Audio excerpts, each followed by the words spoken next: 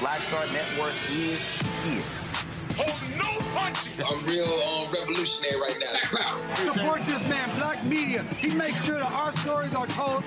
Thank you for being the voice of Black America, Roland. Stay black. I love y'all. All momentum we have now, we have to keep this going. The video looks phenomenal. See, there's a difference between Black Star Network and Black-owned media and something like CNN. You can't be Black-owned media and be scared. It's time to be smart. Bring your eyeballs home.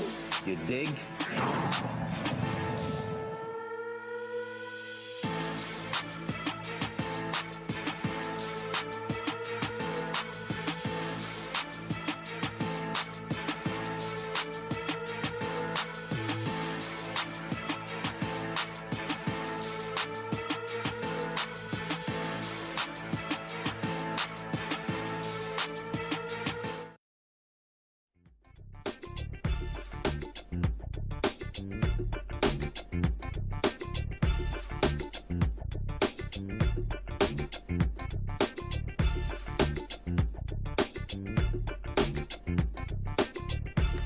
Folks, today is Thursday, May 21st, 2026. Coming up on Roland Martin Unfiltered, streaming live on the Black Star Network. A possibly innocent man was spared from execution in Tennessee after executioners struggled for over an hour to establish an intravenous line. Governor Bill Lee said the state would not attempt to execute Tony Carruthers again for at least a year, allowing his attorneys more time to prove his innocence. Democratic National Committee has released the party's autopsy on the 2024 election following significant pressure to do so. What does it show? Lots of different things. They blame Biden's White House for not doing more with Vice President Kamala Harris, but also shows you a lot of white strategists got millions of dollars. Very few black people. We'll talk with Vice President Harris's former communications director, Ashley Etienne, about this issue. Black Men Vote has published a new poll indicating an engagement gap among young black men in key states ahead of the 2026 midterms. I spoke with South Carolina Congressman Jim Clyburn about his state's efforts to eliminate his congressional seat, and also we talked about the importance of 18 and 39-year-old voters getting out to vote. In the race to fill Senator Mitch McConnell's seat, Congressman Andy Barr will face former State Representative Charles Booker. Booker will join us on the show. Plus, in tonight's Shop Black Star Network segment, will feature a college project that's now bringing flavors from the South American country of Guyana directly into American kitchens. It's time to bring the funk on Roland Martin Unfiltered on the Black Star Network. Let's go. He's got it. Whatever the miss, he's on it. Whatever it is, he's got the scoop, the fact, the find. And when it breaks, he's right on time and it's rolling. Best believe he's knowing. Putting it down from sports to news to politics. With entertainment just for kicks, he's rolling. It's on go, y'all. It's Roland Martin, yeah. Rolling with Roland now. He's funk, he's fresh, he's real, the best, you know he's Roland Martin now.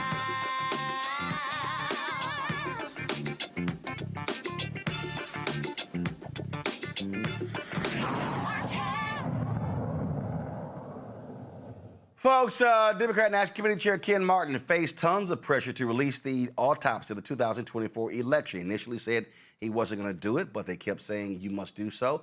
So he did. The 192-page report outlines various issues that plagued the Democratic Party during the last presidential election. Some of the problems include messaging that created tensions with key constituencies regarding the economy, delays in organizing voters on the ground, and lack of alignment between the party's primary super PAC and then Vice President Kamala Harris's campaign. President Joe Biden and his political team, they were not spared. It also showed the massive amount of money that white Democratic strategists keep getting, and not a lot of black folks on that list. Ashley Etienne, former communications director of Vice President Kamala Harris, and Speaker Nancy Pelosi joins us right now in the studio. Glad to have you here. We've talked about this here. You said that it needs to be released. And so what do you make of what they dropped? Well, I think it's a complete failure of leadership on the part of Ken Martin. He had a choice. Instead of releasing a forward-looking document that laid out a strategy to address the bleeding support among black voters, the growing trust gap among black voters that we're seeing, to your point, you talked about the survey there. Instead, what he did was he released a report that was half-baked, that he critiqued. And he did it in order to save his ass rather than to actually lay out a vision for this party moving into the 2026 and the 2028 election to address some of the biggest, what I like to call the three-alarm fire that we're seeing within the Democratic Party that's not being talked about, again, which is that we're dealing with an identity crisis, we're bleeding support among our base voters, and we're not innovating in a way that sufficiently engages and mobilizes our key constituencies. That's why it's a failure, because Ken Martin made this whole report about Ken Martin. Meanwhile, democracy is failing. Meanwhile, black people are suffering the burdens of the failure of this particular party. 600,000 black women are out of a job, 8.5% unemployment, 400 years of black progress undermined in the last 2 weeks with the gutting of the VRA. He owes us an explanation as to how the money was spent. 600,000 black women, also 800,000 black men. Absolutely. Both those numbers are up, so we can't ignore that. But here's the deal here, and this is what also jumps out.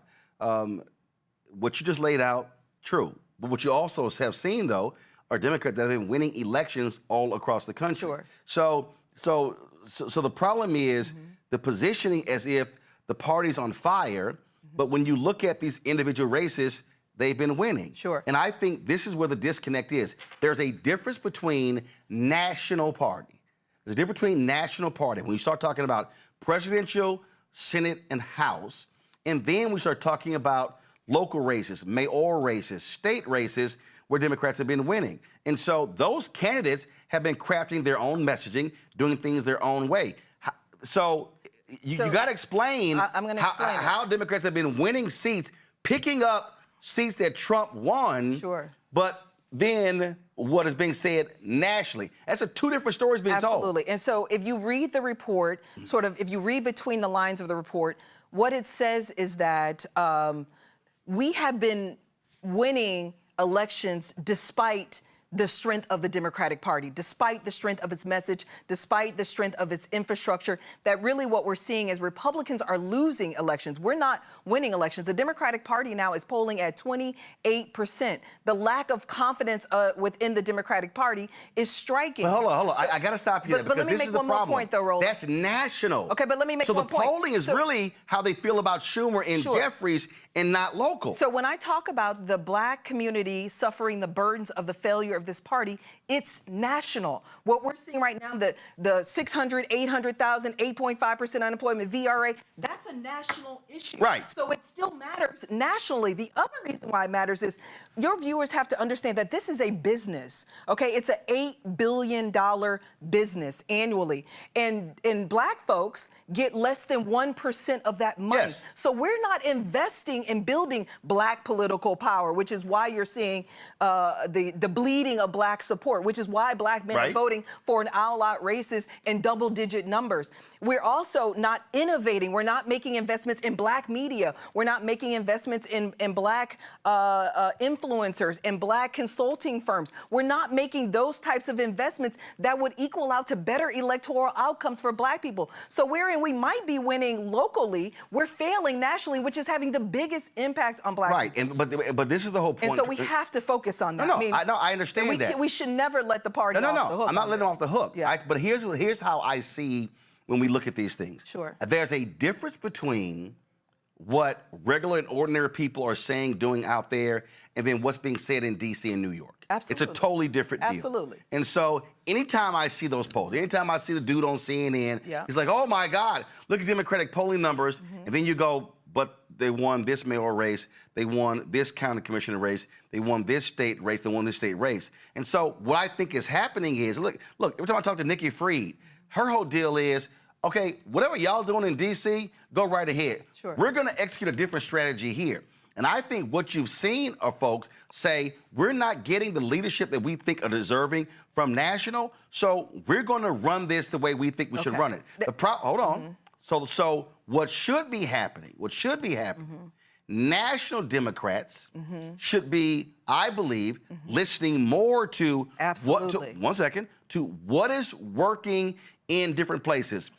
The mistake that I keep seeing, if we talk about narrative, they are allowing national media to craft the narrative that Mamdani is the future of the party.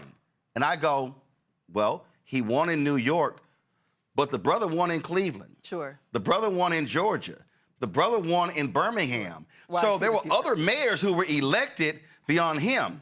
But national media, cable news shows, and broadcasts craft this whole thing as if, oh, it's all Mamdani. And I'm like, but it's not. And they're like, yeah, but he's the mayor of New York City. I'm like, yeah, but the mayor of Atlanta counts, the mayor of Cleveland counts, the mayor of Birmingham counts. And so I think what we are seeing are grassroots people saying, you know what? We can't wait on y'all anymore. Absolutely. We got to do our own thing. And that's what I think, what I see happening. Okay, so can I just say this, because you know I've been doing this for 25 years. What we're seeing as it relates to black people and investments in black people is the same issues on the ground as we're seeing at the national level. Oh, yeah. A disinvestment in taking black voters for granted. Well, you see it right here. This is the numbers. Pull a graphic on my iPad. We see it right here. The racial gap, the racial voting gap, is at its widest in 30 years. Absolutely. So anybody looking at this chart, and I've shown this numerous times, and you see it right here, right there, you see black or white voters, blue or black voters, and you see right there in 2008, 2012, in 2012, black voters voted at a higher rate than white voters. But then when you look at 16, 20, and 24, you see how it drops in 16? Yes. A steep drop. It goes back up in 20. That was largely because of COVID and the expansion of how people access the ballot. And then you see the tremendous drop in 2024. That right there. So for African Americans, for white voters, it is, last election is around 70%. You see right there with black voters, it fell just under 60%. The reality is that gap cannot continue if Democrats can expect to win. And Latino gap is even further lower than ours. They were at about 55% in 2020. They dropped down to 50% in 2024. So can I say there's a direct correlation between where the Democratic Party invests its money? To your point, you made the point about white consultants running away with all the money. There's speculation that decisions were made in the last cycle to line people's pockets rather than win the election. A good example of that. Decisions were made to put money on television, which we know, again...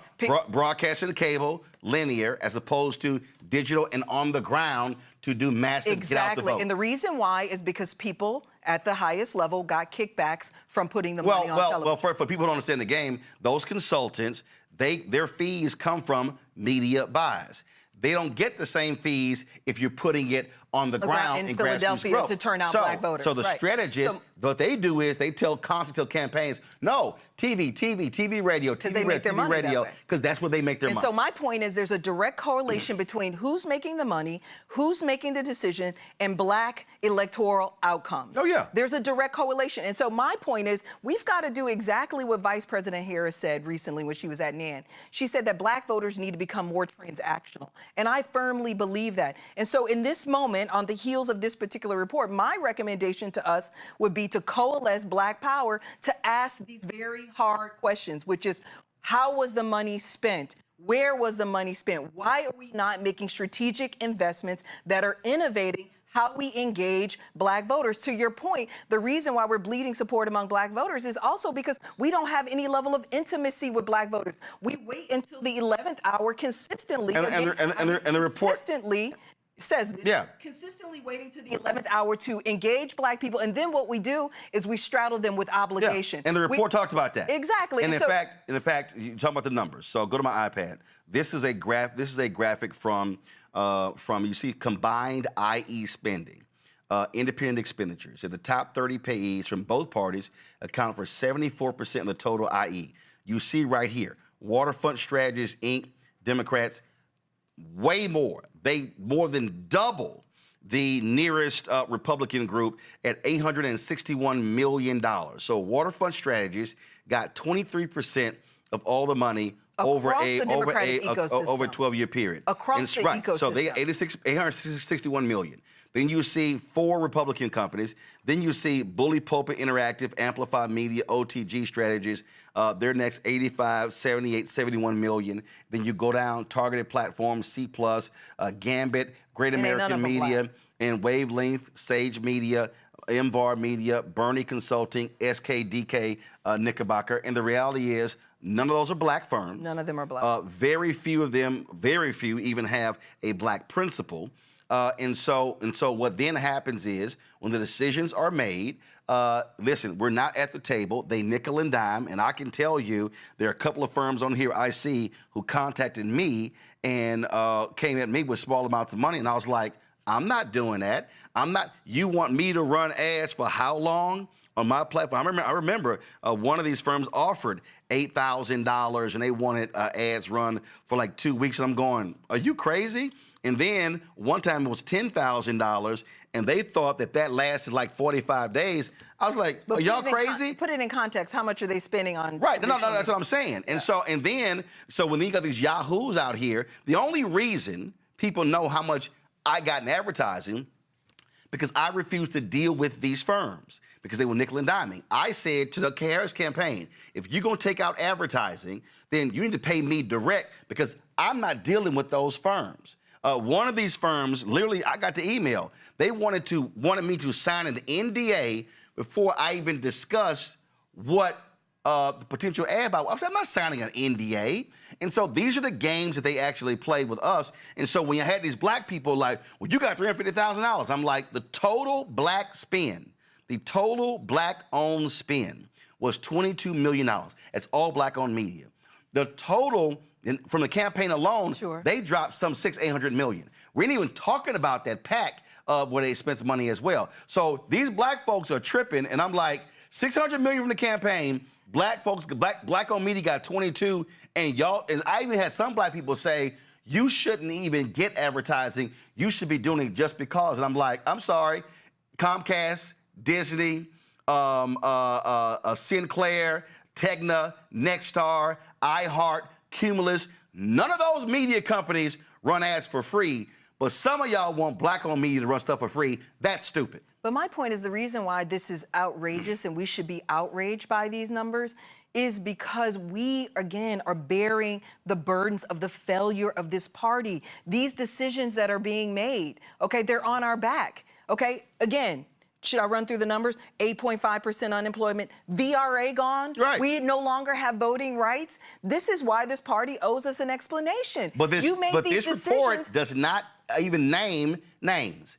Part of the deal is the white, we got to say what it is. Sure, the but white this Democrats, is actually, let me just the tell white you, strategists who control the apparatus. Absolutely. And let me tell you, I've been in the party for 25 years. It's the same 5 to 8 people that make all the strategic decisions and that make the money at the end of the day, okay? And are not held accountable for their actions. Including the few black people who are in the room who are not speaking up even louder. Okay, I don't even want to get into them because that's a whole nother but my level whole of point betrayal. I don't even. You're right. I get it, but my point is it's a level of betrayal. But my point is, if we gonna call it out, we call it out. Yeah, we got to call it out. And so what I'm saying is we need to, on your show, you've got the power to do it. We need to I've been doing it for years. I know, but I'm just saying we need to coalesce and demand that the party answer these questions because, again, white people, these white consultants aren't affected the way we are. Right. They're buying boats in their third houses, okay? Meanwhile, we can't even eat. Meanwhile, we don't have voting rights. We're trying to figure out what are we going to do across the South, and that's where the migration of black voters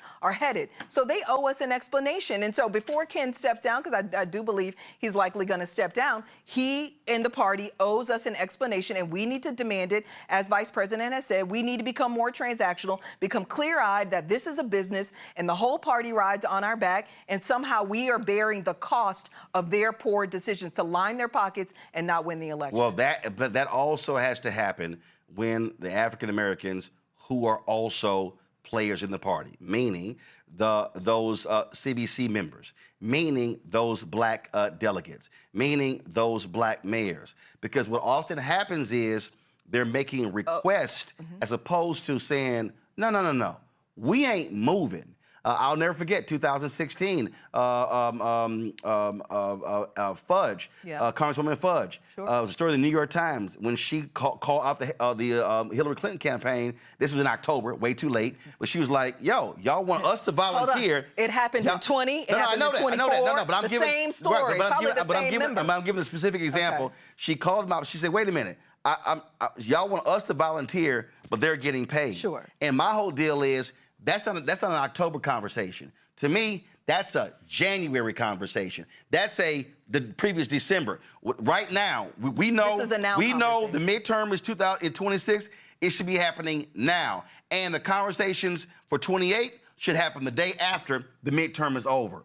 Right, absolutely. And my point is, I've been in these war rooms. In every cycle, we're begging for money to turn out black voters, specifically black men, 30 days out from an election. And it's stupid. And to your point, everyone who you just named is fully aware of that dynamic. Why is that consistently the dynamic?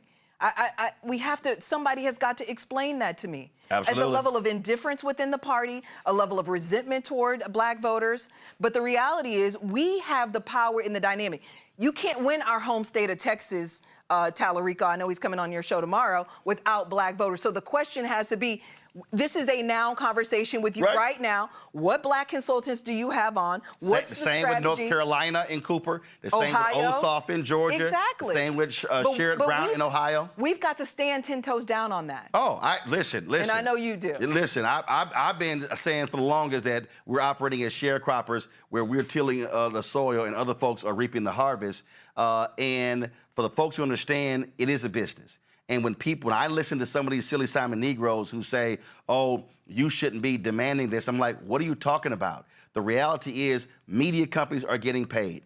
Consulting, polling firms, all of this entire ecosystem. Can I just adjust your talking point there? No, the reality is you need black voters, and you talk directly to black voters, okay? Who knows better how to turn out black voters than black consultants? If black consultants at the table, you're at the table. So they try to keep all of us out the table so that they can make the money. But again, when they lose the election, who's to blame for it? Right.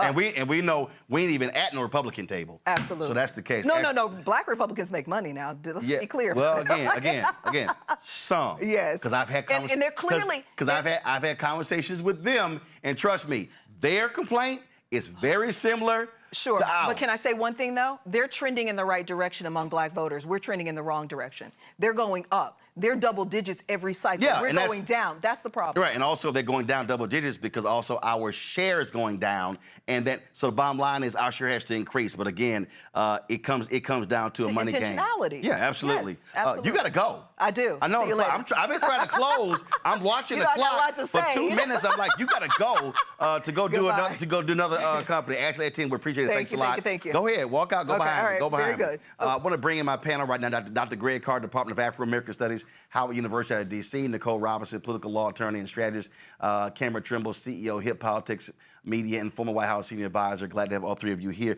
Greg, I want to start with you. When we talk about this being a business, I can't tell you how many discussions that I have been in. In fact, just the other day, Teslyn Figaro had posted something on her Instagram page of a video that Isaac Hayes III did, where he played a clip from Jason Lee on Ebro show, talking about lack of investment.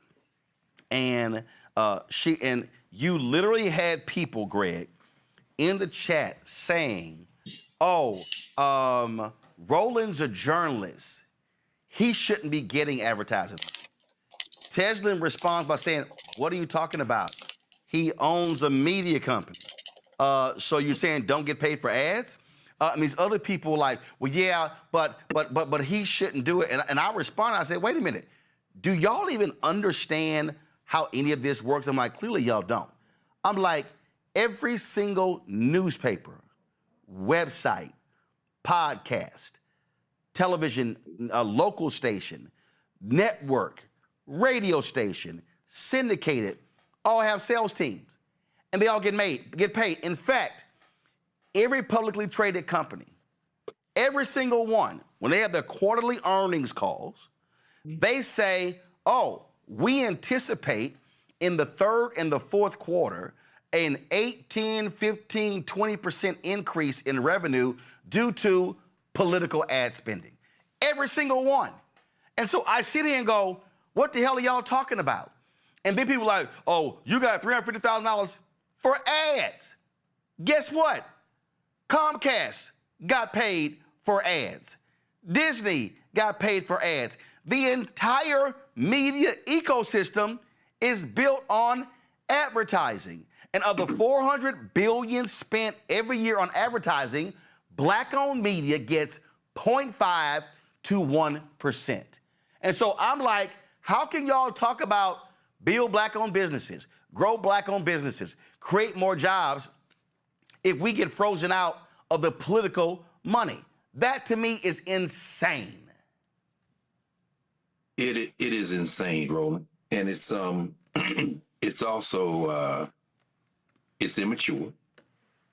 Let me just say this directly, and I've said it before. You've been talking about this. You're the only person I've ever seen talk about it, quite frankly, in any platform. Let me be very clear. Like I said, I was just down there Monday. All of us who have been to Black Star Network studio understand this, and I think everybody who might be confused about this would understand this immediately. You're 2 blocks from the White House. You do everything in-house. You have a staff. Would you want people to work for free, y'all? $350,000 ain't no money. Got 17 people. 17 people. Come on, man. Come on. And I understand that they give you the second floor there, 2 blocks from the White House for free. So you don't have to wait. Is that? Well, you pay rent, right? Yep. Okay. $27,000 a month. Okay. And every piece of equipment you have in there is owned by BSN. So y'all act like Roland Martin got $350,000 and went on vacation. Please understand, we need to stop being a race of children. You understand? Now, because of what's on Mom Donnie and the people in New York are doing just over the last few months, you got a billionaire like Jeff Bezos screaming bloody murder, act like he care about a school teacher somewhere or a nurse, now saying the bottom half of everybody should pay no taxes. They got the billionaires running crazy because the only thing these people in this capitalist country care about is money. And unfortunately, we find ourselves, as we just heard Ashley say, and as you all were talking about, in an impossible situation where we have to determine for ourselves what is in the best interest of our liberation. When you went to Montgomery, I was just talking to some folks with the Fred Gray Institute in Montgomery earlier this week. And I said, there was no footage anywhere that has been shown. Your staff was saying this to me when I was down there Monday. There's no footage anywhere that's been shown covering that all roads lead to the South convening, except yours, because you're the only person on the ground. And that was invaluable. We're going to look back in a few months and say that moment in Montgomery in many ways was the starting gun. And we wouldn't see anything about it except a few clips from some local news in Montgomery had not you been there. And now you're sending Roro-mobiles to other places to do this. I just want to understand from anybody who would criticize you, instead of getting $350,000, it should be $3.5 million or $35 million, where you could really open up. I want to know from any critic, what do you think Roland is doing with the money? And then we dance, because every time you talk about money, man, you take it down to the penny like we're all some kind of way your internal audit system. It just doesn't make sense, brother. I sit here and try to walk people through this nonsense, Cameron. And when you look at this report, the report covers a number of different things. It talks about how the Harris campaign wrote off rural America, really focusing on suburban voters. Well, guess what? We talked about this on the show. When we went to North Carolina, we specifically did not go to suburban areas. We did not go to Raleigh. We did not go to Charlotte. We literally cut the map in half and said, we're going to be in East North Carolina, the Black Belt. When we went to Georgia, covering the Warnock race in 2022, we didn't do shows in Atlanta. We did shows in other parts of the state, knowing full well that's where other black folks are. And so what people have to understand when you examine this report, and it was messy, it's all over the place, and I absolutely agree with Ashley, there should be a vision pointing forward. And I'll be honest, when they wanted him to release this report, I thought it was a stupid time to release it then, because it was in the middle of the shutdown. Democrats had Republicans on the run, and I said, why in the hell would you switch the story and the narrative and when you sitting here winning it? That was just dumb. And so that's the other thing I think, Cameron, for a lot of these Democrats, especially these people in D.C. who were pounding the table to release the report, I'm sitting there going, do y'all even pay attention? Do you even read the room? So we know how white media works. They were going to be wall to wall on the DNC Autopsy report playing the blame game. And so Democrats have a knack for snatching defeat out of the jaws of victory. Cameron? Cameron, if you don't hit that damn mute button, I don't how the hell your ass run a digital media company and every week you on mute? Can y'all, is it us or him? Cameron, it's you. Cameron, fix your little system. Nicole, I'm gonna go to you. Look, this is not the time for the Democratic Party to be infighting. Our rights are getting stripped away every single day. And for the Democrats sitting at home reading the headlines about this report, they're feeling hopeless. They're feeling like the Democratic leadership is not going to be able to get it together by the midterms. I mean, they're releasing reports without sources, without citations. Like, this is ridiculous. But, I mean, I do hope that Democratic leadership pays attention to the findings in this report because although the midterms are coming up pretty soon, there is still some time to pay attention to the voters that have been neglected for years. We cannot let anyone sit this out. And so the Democratic Party truly needs to get it together well before the midterms because we don't have time for 30-day runs to try to capture more voters. We need to start working on these issues now. All right, Cameron, you finally got your situation together? I did, brother. Can you hear me now? Yeah, we can hear you now. A couple things that just some disclosures. One, I was definitely interviewed twice for this report, and I think everybody who is on the inside and understanding, as at least at the national level, who've been involved, understood this report was coming and had gotten previews and heard a lot of whispers as early as last summer about some of the things that came out in this report. And then two, specifically, and this is, I think, how our relationship really advanced in 2020, when I was the National Director of African American Paid Media and Advertising, we did a lot of direct negotiation and understanding, and there was a lot of education you gave me coming into that process. And something that this report showed me and also knowing those numbers, the 2024 election cycle, Biden and then switching over to Harris raised almost $1 billion more than we did in the 2020 election cycle. But I can proudly say that me, as a person who had the decision-making power to run the paid advertising program, I still hold the record for the largest amount of spent on Black-owned media, even though the campaign after us raised almost $1 billion more. And let's be real clear, that record was paltry. I mean, the amount was still, the fact that it was a record and the amount was paltry. Because with a lot of viewers and just giving insight into how a lot lot of this works. And let me say this here, Cameron, you right there, I ain't got a problem saying it.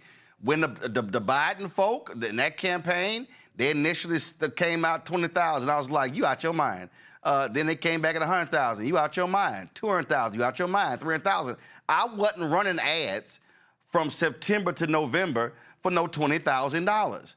I know my worth. I know what other people pay. And it was like, I know what they also pay out. I'm like, here's the number.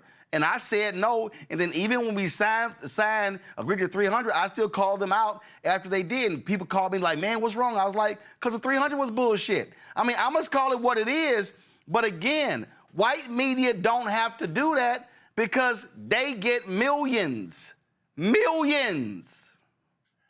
And one of the things that I think, because I'm running through a lot of that for your viewers, because as a person who has been on the other side of that and had to make those decisions or had to sell those inside the building in addition to working with so many different media companies, what often happens here is they look at raw numbers and they also don't look at impact or cultural impact. When you start thinking about the impact that you in several Black-owned media, and this is the Black-owned media space has only matured in the last 4 years between 2024 and now 26, with so many more digital outlets. At that time, you really just had yourself. You obviously had Urban One, TV One, but then The shade room was big, but it was nowhere as near as big as it was now. Hollywood Unlocked and so many of these other places that are social media or digital media first platforms did not exist. We didn't have fast channels that were Black owned to be able to advertise on. So now with so many more sites and with Black folks being spread across so many more places to reach, there is literally just a presidential campaign alone has the opportunity to seed at least 100 Black businesses and be the largest, be their largest advertising boost because they have cultural impact. And that's something that I'll tell a quick story that puts a fine point on this. When I asked my media buyers internally to get me a list of the Black-owned important podcasts in 2020, when I had my first smaller budget media plan, they came back with all these numbers, said, we can't find that many. And they gave me a number. I said, where's the read at?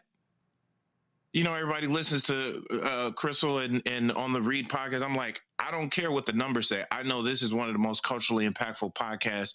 That was back then.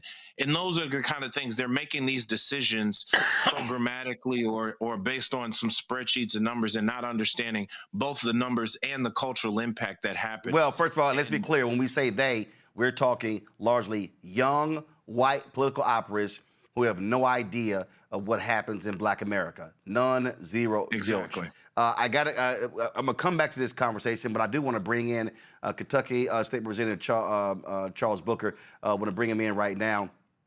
He, of course, won the Democratic nominee. He's running for United States Senate there in Kentucky. And I want to get your thoughts on this as well, because the reality is, as a Black candidate, you also deal with this in terms of how the national party then tells you, oh, no.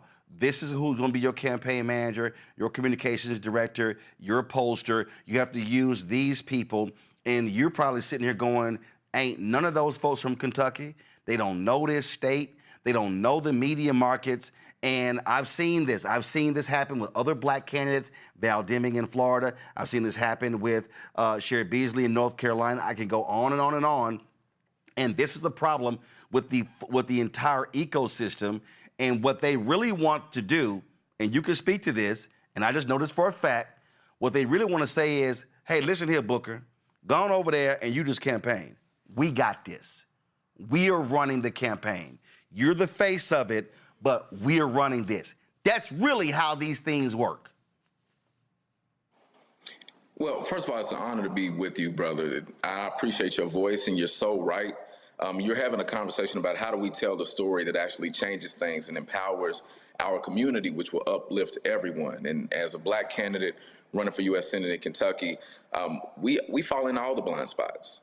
We are often told that we perform, we turn out, we do the work, but our voices, our brilliance is exploited or is diminished. And a lot of people are frustrated with this status quo. And that's why this campaign is so important, because we're building it in spite of the big consultants or the dynamics that would say campaigns like this, candidates like me, should not lead, should not be at the forefront.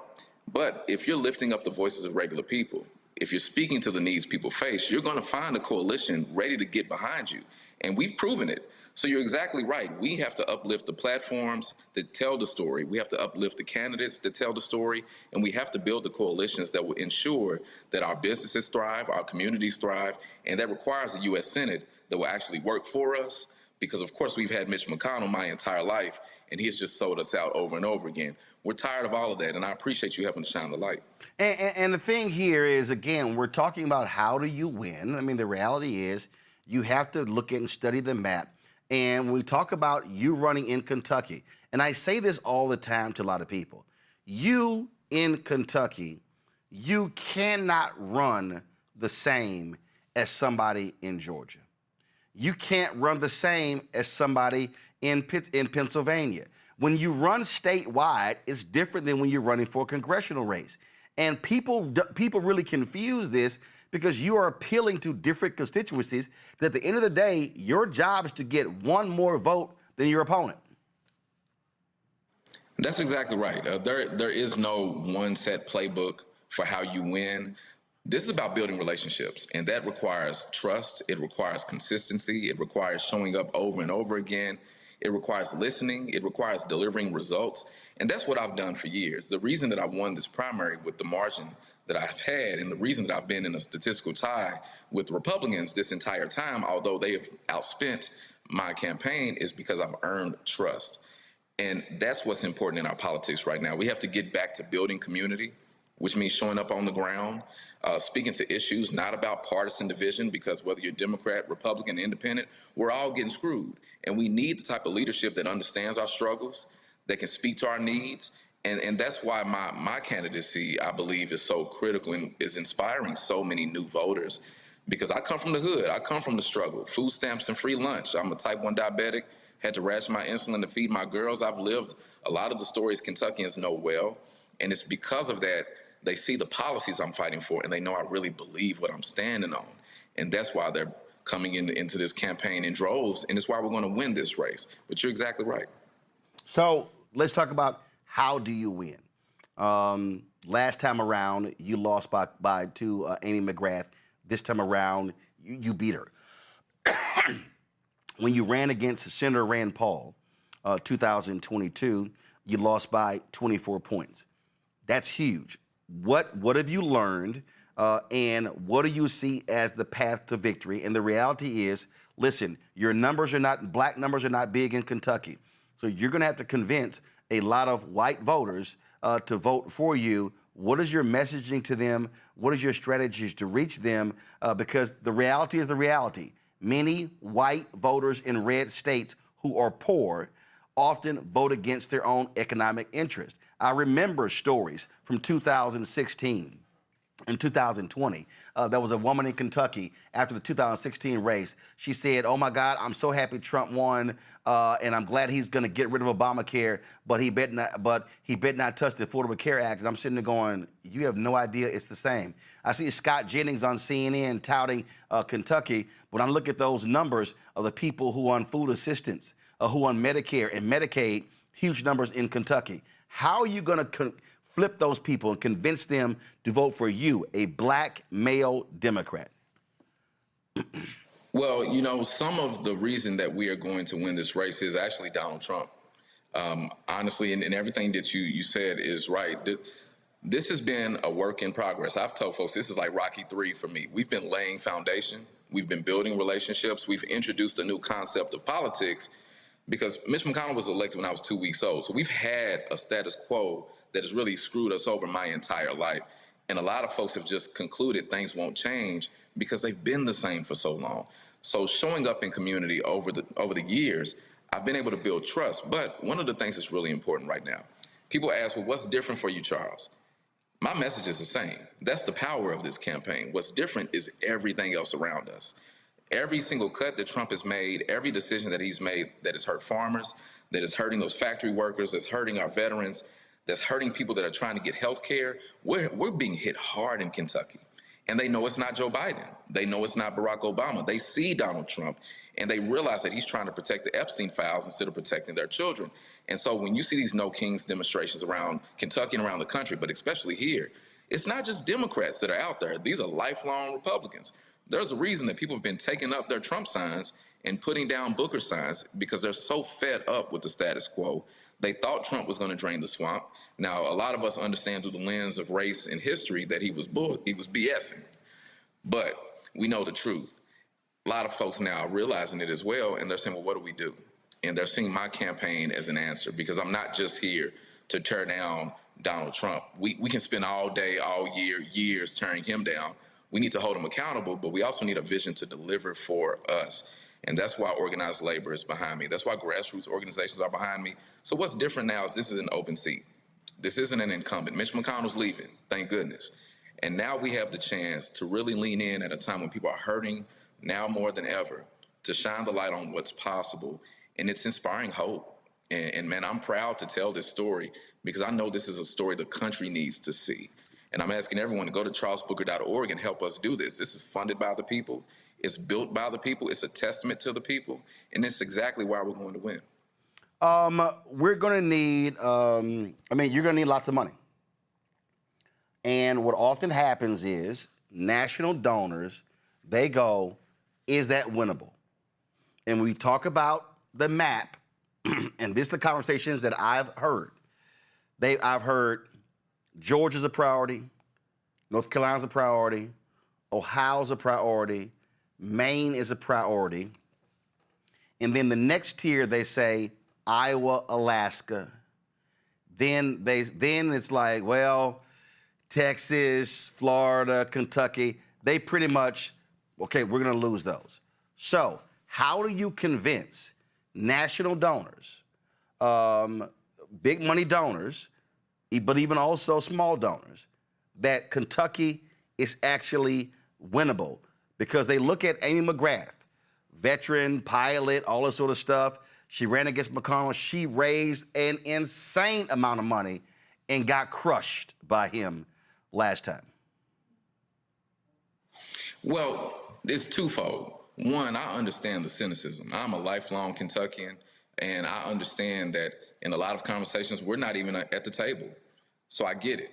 But what my ask is, if we're seeing what's happening in this country and we're seeing what's happening globally, we have to compete everywhere. And we're making the case easy because we've built the infrastructure. We have mobilized new voters. We've been training people for years.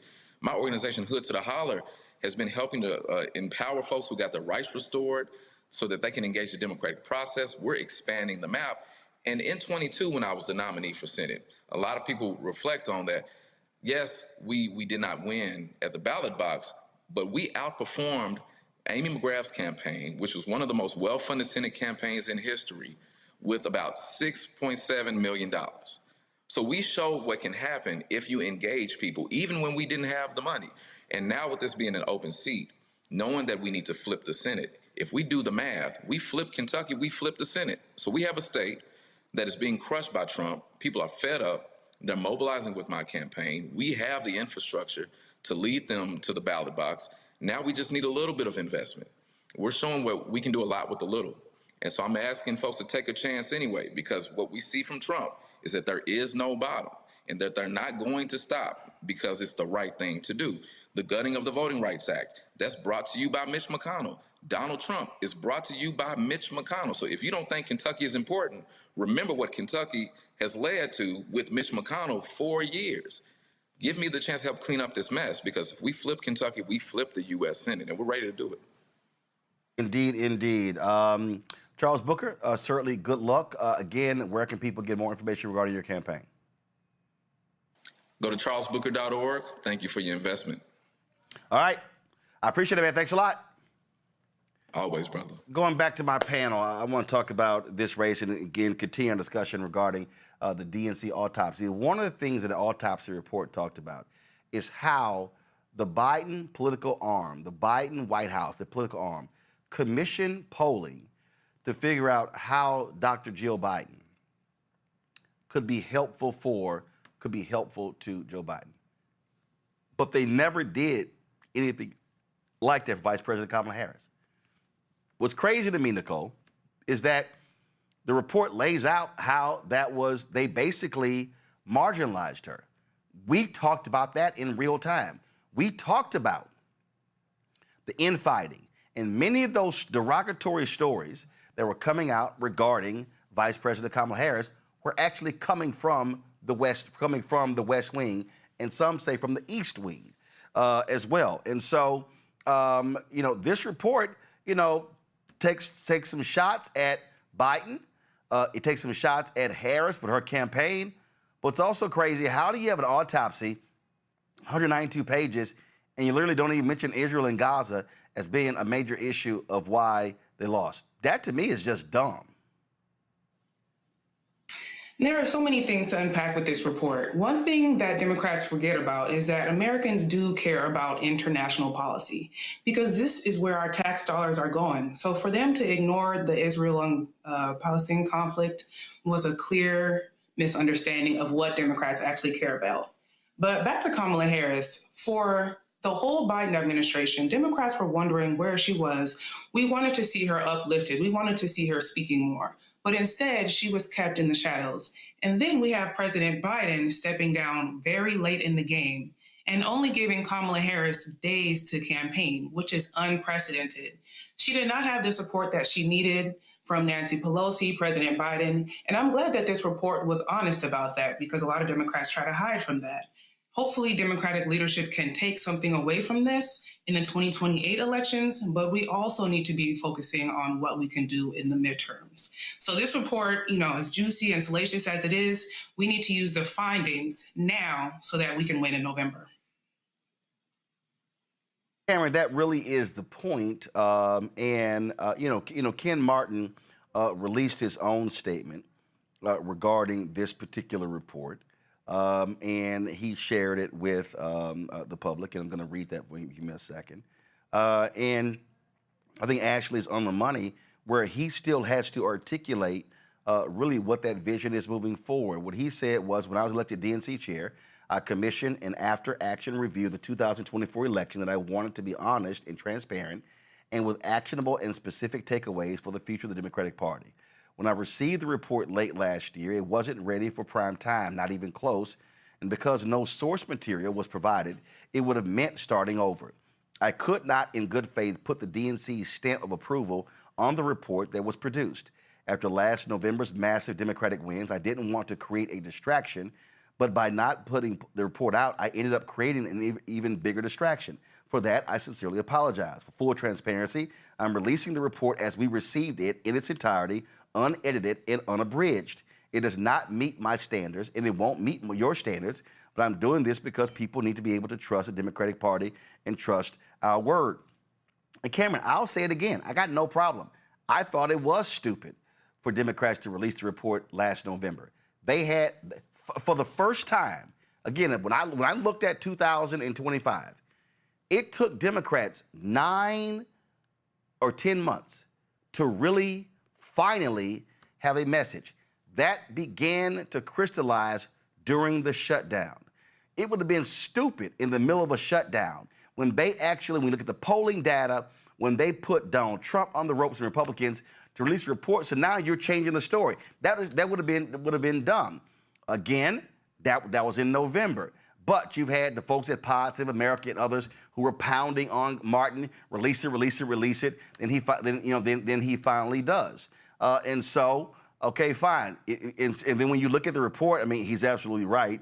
When you actually look at the report, it's pretty incredible what happens. I mean, this is literally the disclaimer at the top. This document reflects the views of the author, not the DNC. The DNC was not provided with the underlying sourcing, interviews, or supporting data for many of the assertions contained herein and therefore cannot independently verify the claims presented. And then when you go through it, it's a lot of stuff, a leadership message, boom, that's missing. And then there's no executive summary. So it's a whole lot. And so it's like, hey, man, here, just take this thing and let's get on away with it. Yeah, I think two things. One, this report needed to happen, and in the spirit of what we got to flash back almost 2 years now in 2024, coming off of that devastating loss of Kamala Harris and so many other losses in losing the House and so many other losses. Everybody had heard all these huge numbers and all this money that was raised, and they thought we were there, and there was just a crushing defeat, and people wanted to know. But a point you made earlier, the DC Democrats, of which I definitely have to stake claim to being here in the district often, but the DC, there was a disconnect between the DC and the national party and what people were feeling in the states and their local parties throughout. And everybody wanted some accountability to be held. Like, how did we lose this, considering all the negativity, considering what Trump was running against? Trump had been impeached. Trump was a 30+ time felon, like all these different things. And we could not believe it. So if you were running for the chair of the Democratic Party at the time, having an autopsy and holding people accountable on how that money was spent and how those resources and decisions were made was a critical point in order for Ken Martin to even be able to win. So that was a promise he and other candidates were making in 24. Fast forward to when this report was ready to be released, you're right, it should not have stopped the momentum of the shutdown. But it still did need to be released. There was probably no ideal time. If anything, they should have did it in January, February, and gone ahead and got it out. and let it be said. So we had enough time to have a vision forward. But now what this does, and what this does, and I think what is going to get buried in this is that now Democratic voters around the country don't know what to believe. Because all they're doing is saying, hey, this report, we can't verify. Well, what can you verify? What did happen? And what is happening? What is going to happen? What investments are you going to make? What did you learn from 2024 that you're going to apply, not in 28, but this year? Because stuff is happening falling around now. And like, we're scared that we're not even going to have a free and fair election. So I think this is a time where I'm glad this is out. I do think we should move on past some of this, but we do need to take some learnings in terms of, hey, we need to invest in all 50 states. We need to invest in rural communities as much as we need to do in cities. We need to invest in Black-owned media and Latino-owned media and Asian-owned media. We need to invest in the people who actually prop this party and keep this party up. We need to get out and knock doors now. We don't need to just spend money on traditional TV. There are so many different tactics and ways to reach people, not just through media, but also through digital organizing, relational organizing, real time. And we need to do it now and at the highest level. And you need to communicate a vision on how we are going to stop being gunned down in the streets, and how we can make sure that every single person who wants to exercise their right to vote, whether it's through early vote, whether it's through the mail-in ballot, or whether it's walking in the polls on an election day and not having to fear ICE stopping them or snatching them off of the street, like, those are the things we need to be focusing on and learning from that, as opposed to dropping an unabridged report and then still giving us no direction and no answers. But one of the things that really jumps out at me on this, Greg, is this. And it's just being very honest. And folk talk about Israel and Gaza, obviously what took place on October 7th, 2023, played a huge part in this. But you also got to go back before that. The reality is, the moment that Joe Biden was sworn in as president, folk complained about him being too old. That was consistent. And his team, his White House team, did not help matters by essentially shielding him and hiding him. Interviews, news conferences, things along those lines. And so that thing got exacerbated. You just can't, like, I'm sitting here and I'm not sure if, let me just see if this is working properly. So I'm trying to type into the report how often age was mentioned. That was also part of the deal. Democrats cannot ignore the reality that how Joe Biden was perceived with his age was different than how Trump was perceived. And that was also an issue. So when your numbers are soft already, anything that happens is going to exacerbate it. And so that happens. So you cannot confront an election if you don't acknowledge that that was an issue. It's true. Roland, I do think, though, that circumstances have shifted since that election. Yep. I love what Representative Booker said. He said, my message has remained consistent. The circumstances around me have changed. And frankly, the Democratic Party apparatus is soft white nationalist compared to the hard white nationalists of the Republican Party. And I understand people who work inside that system, who fight against it, who go along with it. All of that to me is increasingly irrelevant. We see this. AIPAC, for example, poured millions into getting Thomas Massie out the paint while people are talking about defying Trump. No, they flooded the zone with money to get Massie out. But that old trick doesn't work anymore with human beings. And by that, I mean, I'm not talking about white nationalists in the Republican Party who celebrated the primaries Tuesday night. I mean the general elections. What do I mean by that? Yes, what happened in October, that was terrible. But Bibi, the international killer, is the head of a pariah state now. Circumstances have changed. AIPAC doesn't have that kind of muscle anymore. Ask Annalisa Mejia in Jersey. I was in Jersey last Thursday night at Essex County Community College there. Africana Institute celebrated 25 years. And all the viewers of Black Star Network told me to come back and tell you how much they support and they're with you and they donate and they had to bring the Funk Fan Club. And those people went out and voted for Mejia, who had her path cleared because AIPAC dumped all this money in there and had unintended consequences. Ask Chris Rabb in the Pennsylvania 3rd, the impact of going with the Working Families Party, part of the coalition that Zohran Mamdani used. The Democratic Party is just a delivery system. And Booker is on that same thing. His integrity in saying, I'm not taking PAC money, we're going to get lobbyists out of Congress. That message is hitting different. So I think that what we're faced with now, yes, the Democratic Party, sure, it's inside baseball. The money issue is clearly an issue with advertising. But guess what? The Democratic Party is increasingly looking like a delivery system. And what I mean is there was a sister there as I was watching the coverage as you were covering from Montgomery. There were some sisters who came down from Tennessee. They had red Tams on, remind me of the economic freedom fighters out of South Africa. And this one young lady was like, you know, I don't give a damn about no gerrymander. I don't care about, you know. And then when Latasha in the interview with you said, this ain't about citizenship. This is about building a different kind of society. Guess what? About the Democratic Party, and we never have. What we care about is our self-determination and our liberation struggle. And if we need to use you as a delivery system, we will.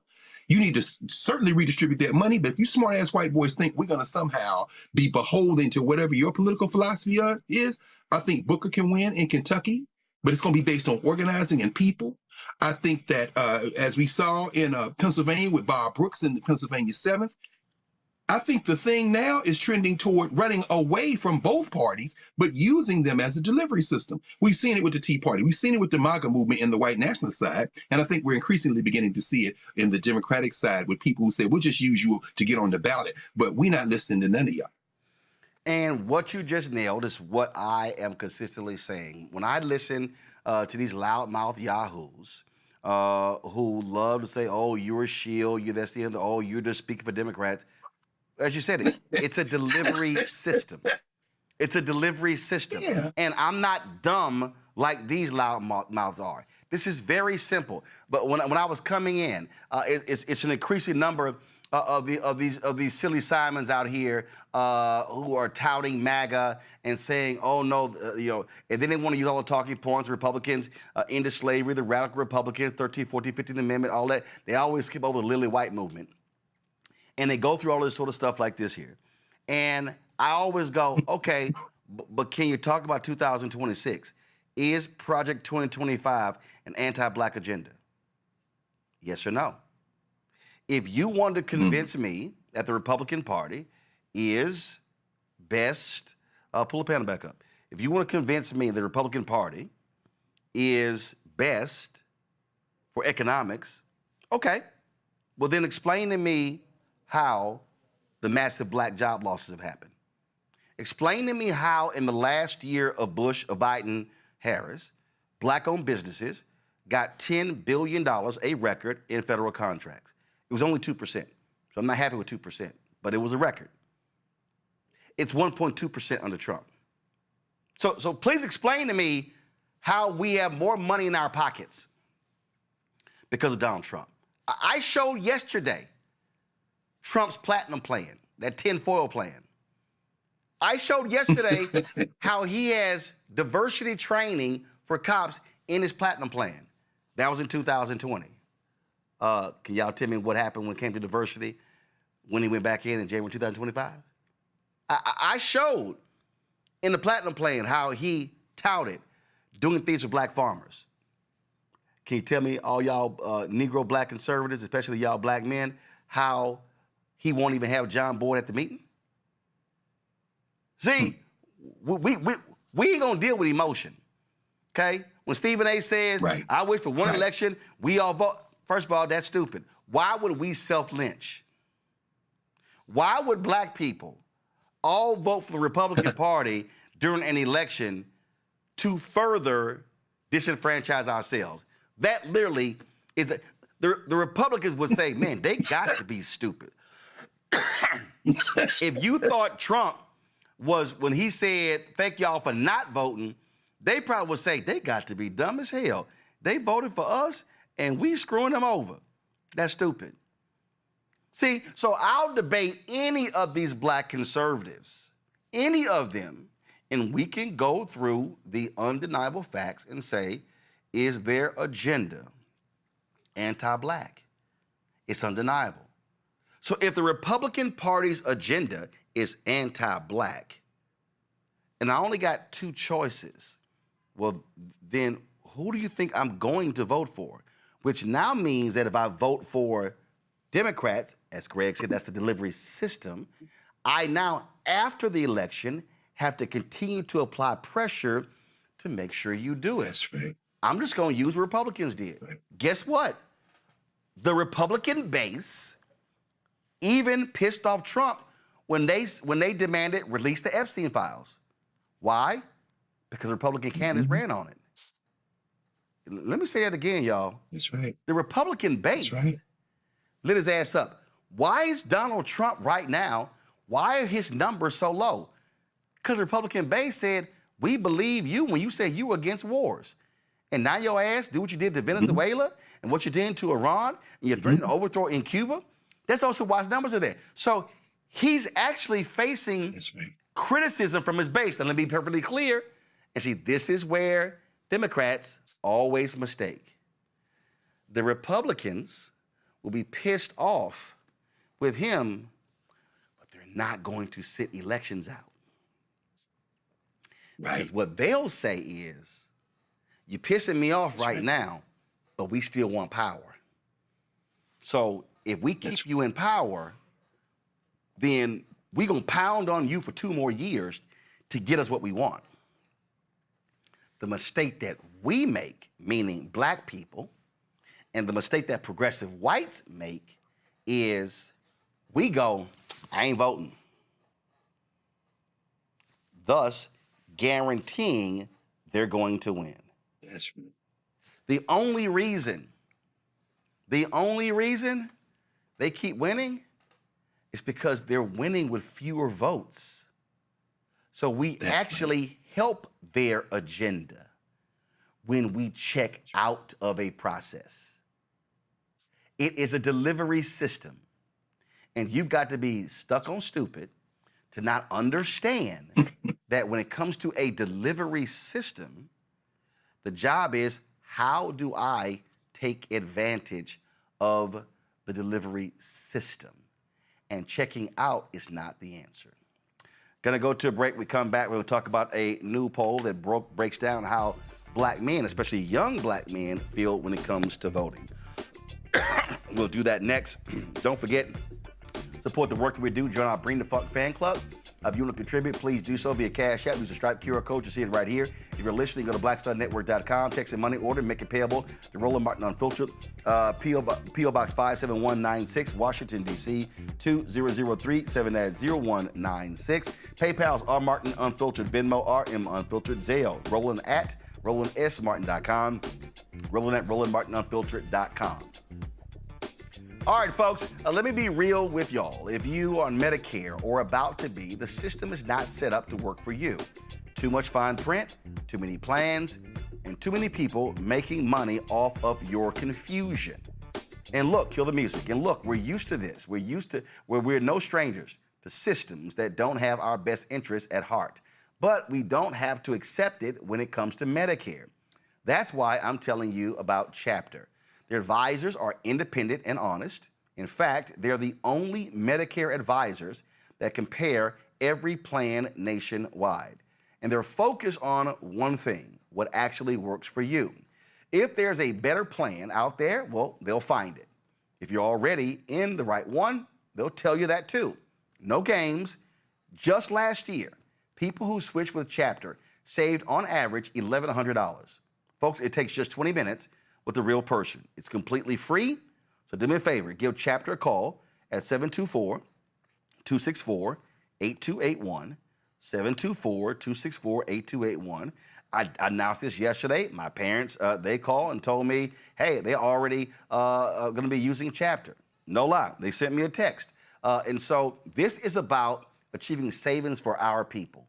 A lot of you are 50 plus. And so if you have parents and grandparents, or if yourself, if you're impacted by what I'm talking about, I want y'all to give Chapter a call at 724-264-8281 and connect with someone you can trust. I'll be right back. They've been trying to erase black political power since Reconstruction. Now the Supreme Court is helping them finish the job. First came Shelby County versus Holder in 2013, the ruling that gutted the Voting Rights Act.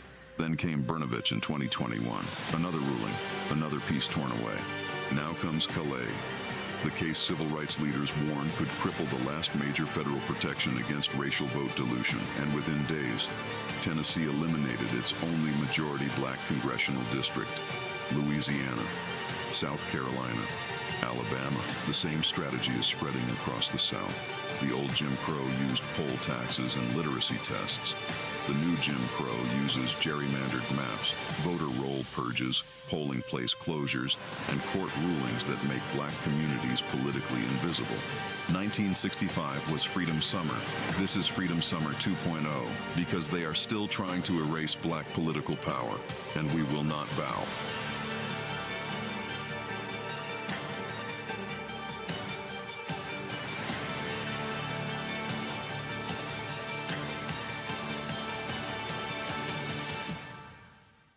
This is Bill Duke, and you're watching the Black Star Network.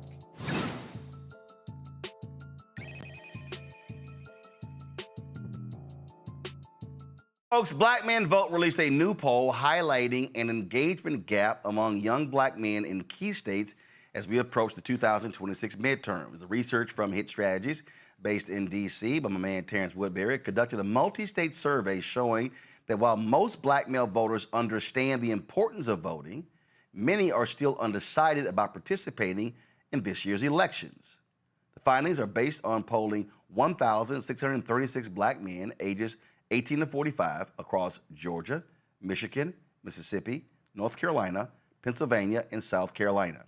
Michael Bland, Executive Director of Black Men Vote, joins us right now. Michael, glad to have you on the show. So, Roland, thank you, my brother. Glad to be here with you. Okay, so when we say they're not committed to voting, what does that mean? Look, I think it's what we all know, Roland. Bottom line is we have to give them a reason to vote. And when I say they, Democrats. Democrats don't have an economic message. We don't have a message for them to vote.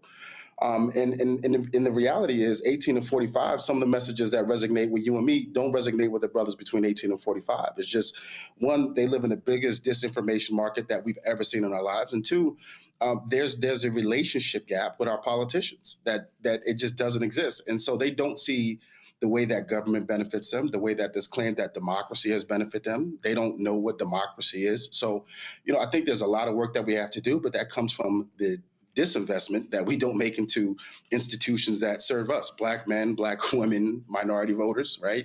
There's a late game that we play. And that's where we're getting caught with our hands, or our tail between our legs. So you and I saw you, we were in Montgomery. Democracy is. So, I think there's a lot of work that we have to do, but that comes from the disinvestment that we don't.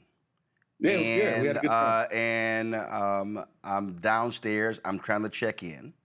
A brother behind the counter, black man, Alabama State student. Yeah.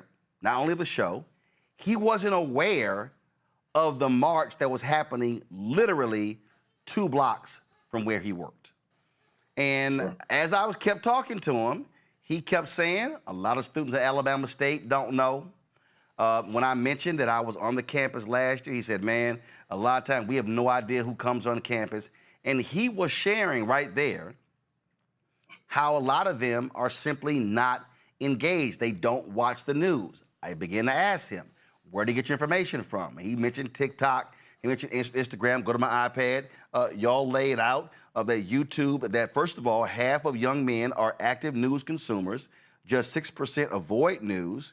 But you say that your poll, YouTube was a dominant civic information channel. 90% use YouTube at least multiple times a week, and a majority identify YouTube as a place they go for breaking political news. Now, the reason I understand that, because when we talk about black men, If I pull the dashboard right now and look at my analytics, and I click audience, give me 1 second.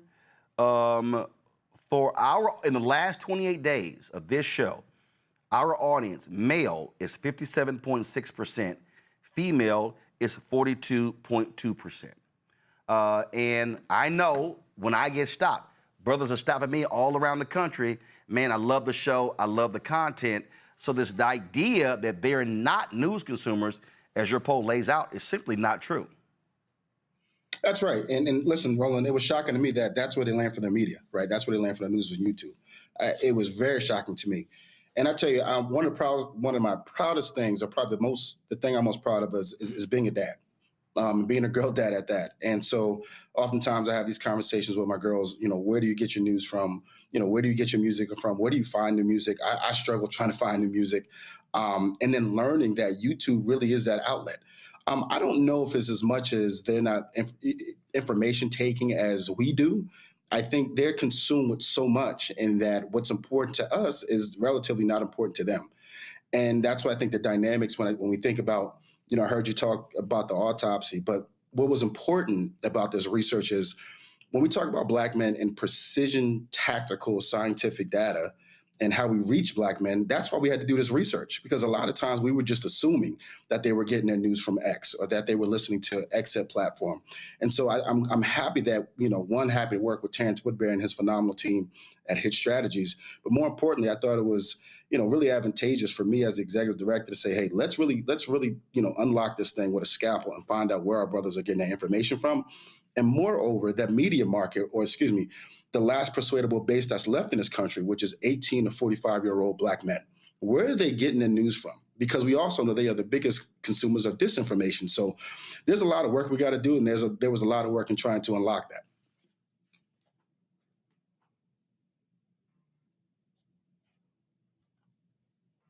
Identified 6 segments of Black men. And so go to my iPad. Base Dems were the largest group, 31%. Millennials and Gen X Harris voters in 2024. High likelihood of voting in 2026. And I'm going to go actually by percentage. The next highest percentage were Trump voters, 19%. Trump voters in 2024, mixed likelihood of voting in 2026. Next was young supporters, 16%. Gen Z Harris voters in 2024, high likelihood of voting in 2026. Next was disengaged and demobilized, 13%. Voted for someone else, were ineligible to vote, or did not vote in 2024, 50-50 or lower likelihood of voting in 2026. Next, 12% voted for distrustful voters. Voted for someone else, were ineligible to vote, or did not vote in 2024, high likelihood of voting in 2026. Then 9% of respondents, Harris voters in 2024. This was sympathetic but uncertain, 50-50 or lower likelihood of voting in 2026. When you saw that, what jumped out at you? I got to raise more money. I have to raise more money.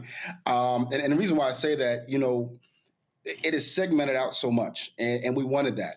To me, what really jumped out to me was there are massive gaps, but there are ways that we can fill the gaps. And one of the things that we know, to be true is this notion of whether they're informed or uninformed. I think the message that resounds the most, and this even goes from the town halls that we were doing in 2025, is that Black men, younger Black men in particular, feel that folks are just talking at them, and they're not giving them a reason not to vote. When you look at the Trump voter or the young Trump voter, it wasn't surprising to me. As you know, Roland, I was part of the Harris campaign.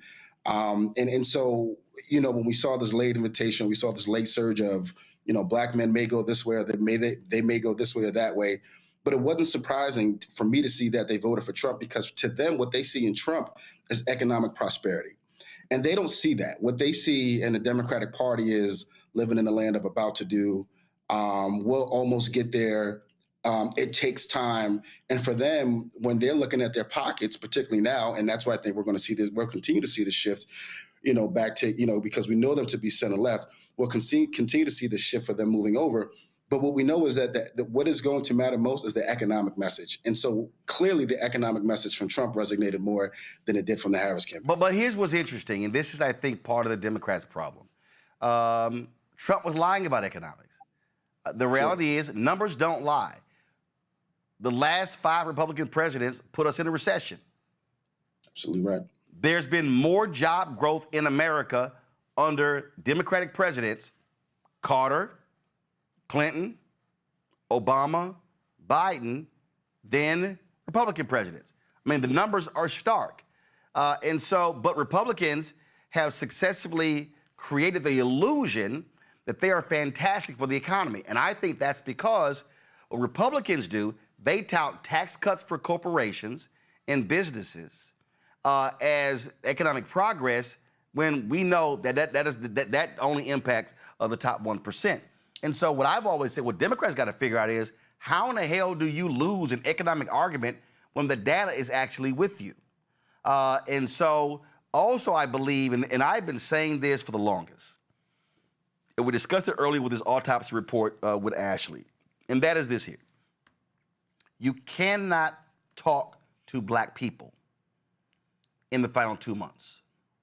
That's right. And I got no problem saying this. In November 2023, when Vice President Kamala Harris hosted a dinner with black men, it was an off-the-record dinner. What I said, and I've said this publicly, so it's not like this is the first time I'm saying this. I said then, y'all must start in January.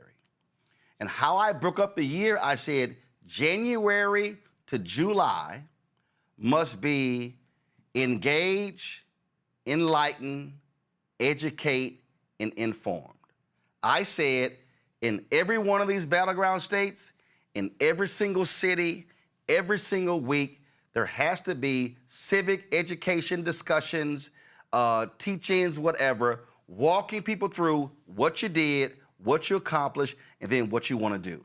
I said, and you got to be making that investment. I said January to July. Your convention is in August.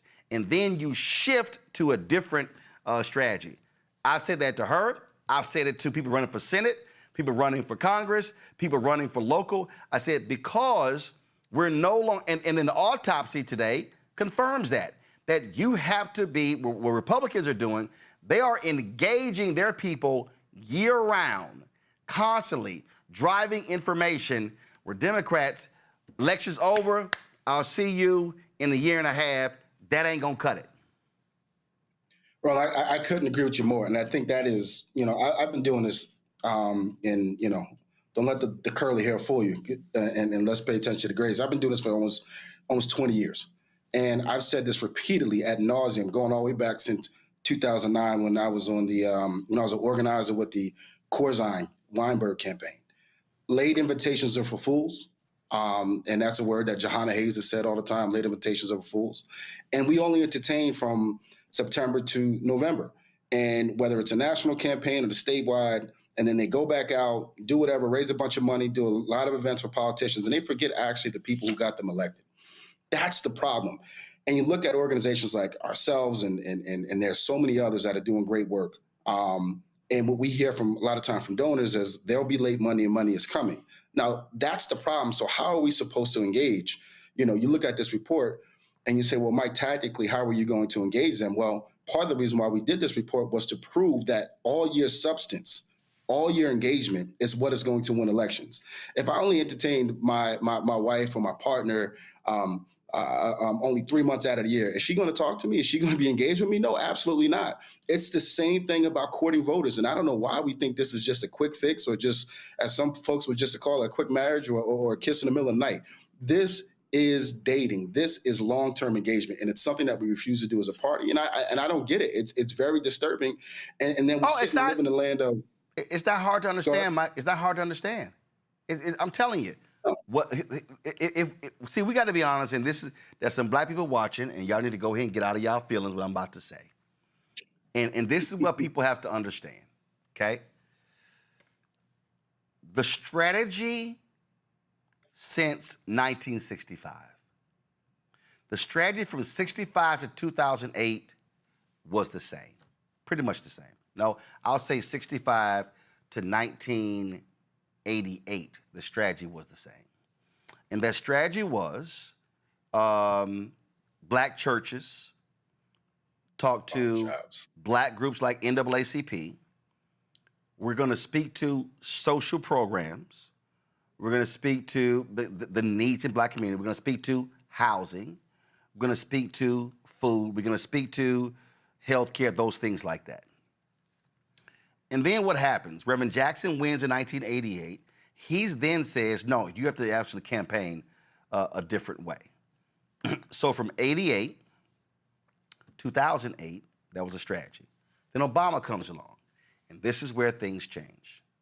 Obama says, I don't need that black ecosystem. He literally said it. His campaign, he literally said it. Now, he was correct. He was correct.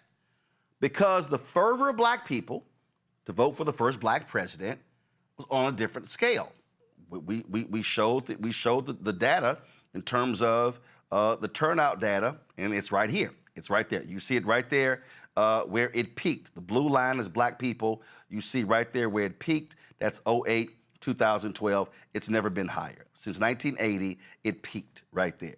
It got close in 2020, but it peaked in those years. So what then happened? Obama runs for 2012. He didn't need the ecosystem.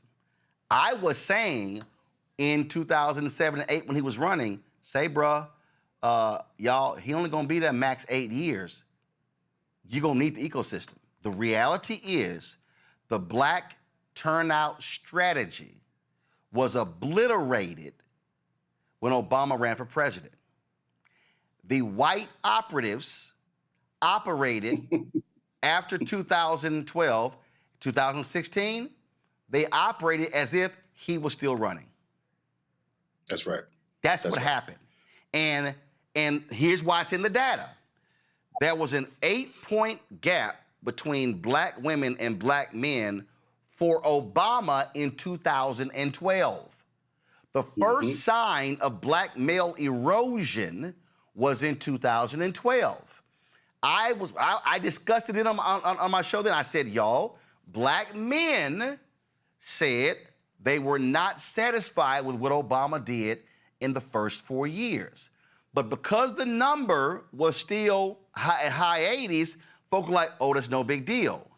It increased in 16. People, a lot of sisters were like, oh, it's misogyny. I said, misogyny is a part of it. It doesn't fully explain the erosion. The erosion continued in 2020. And the erosion continued in 2024. It's because they were not paying attention to what black men were saying, and they were still running a 2008 strategy that does not work in 2024. It's not going to work in 2026 or 2028. Roland, you said to the brother in the hotel lobby, you asked him, what is the biggest professional market? And he said MLB, and then you had to school him and let him know it was the NFL. Yeah, because the brother was a sports marketing major, and I was like, bro, you might need to know your business if that's what you're majoring in. Right.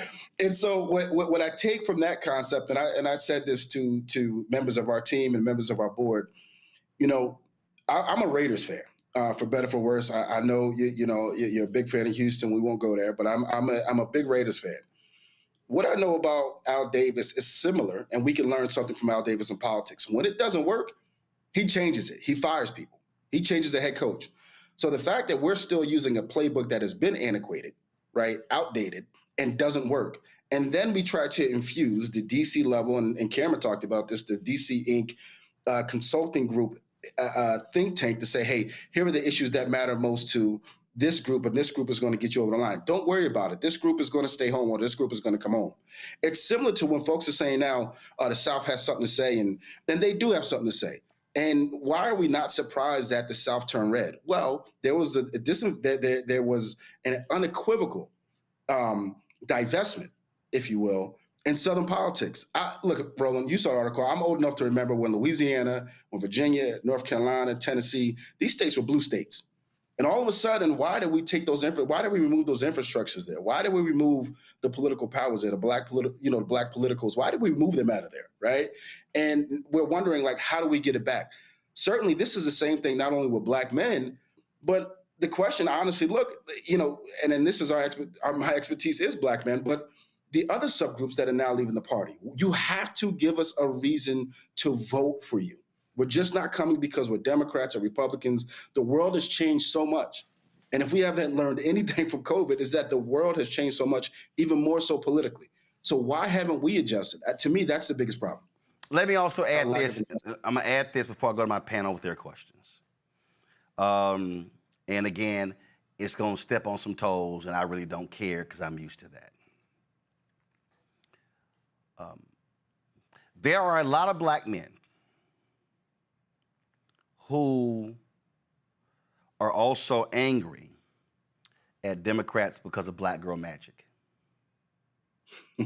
See, I ain't got a problem saying it. And I've had conversations with many sisters who kept assigning everything to misogyny.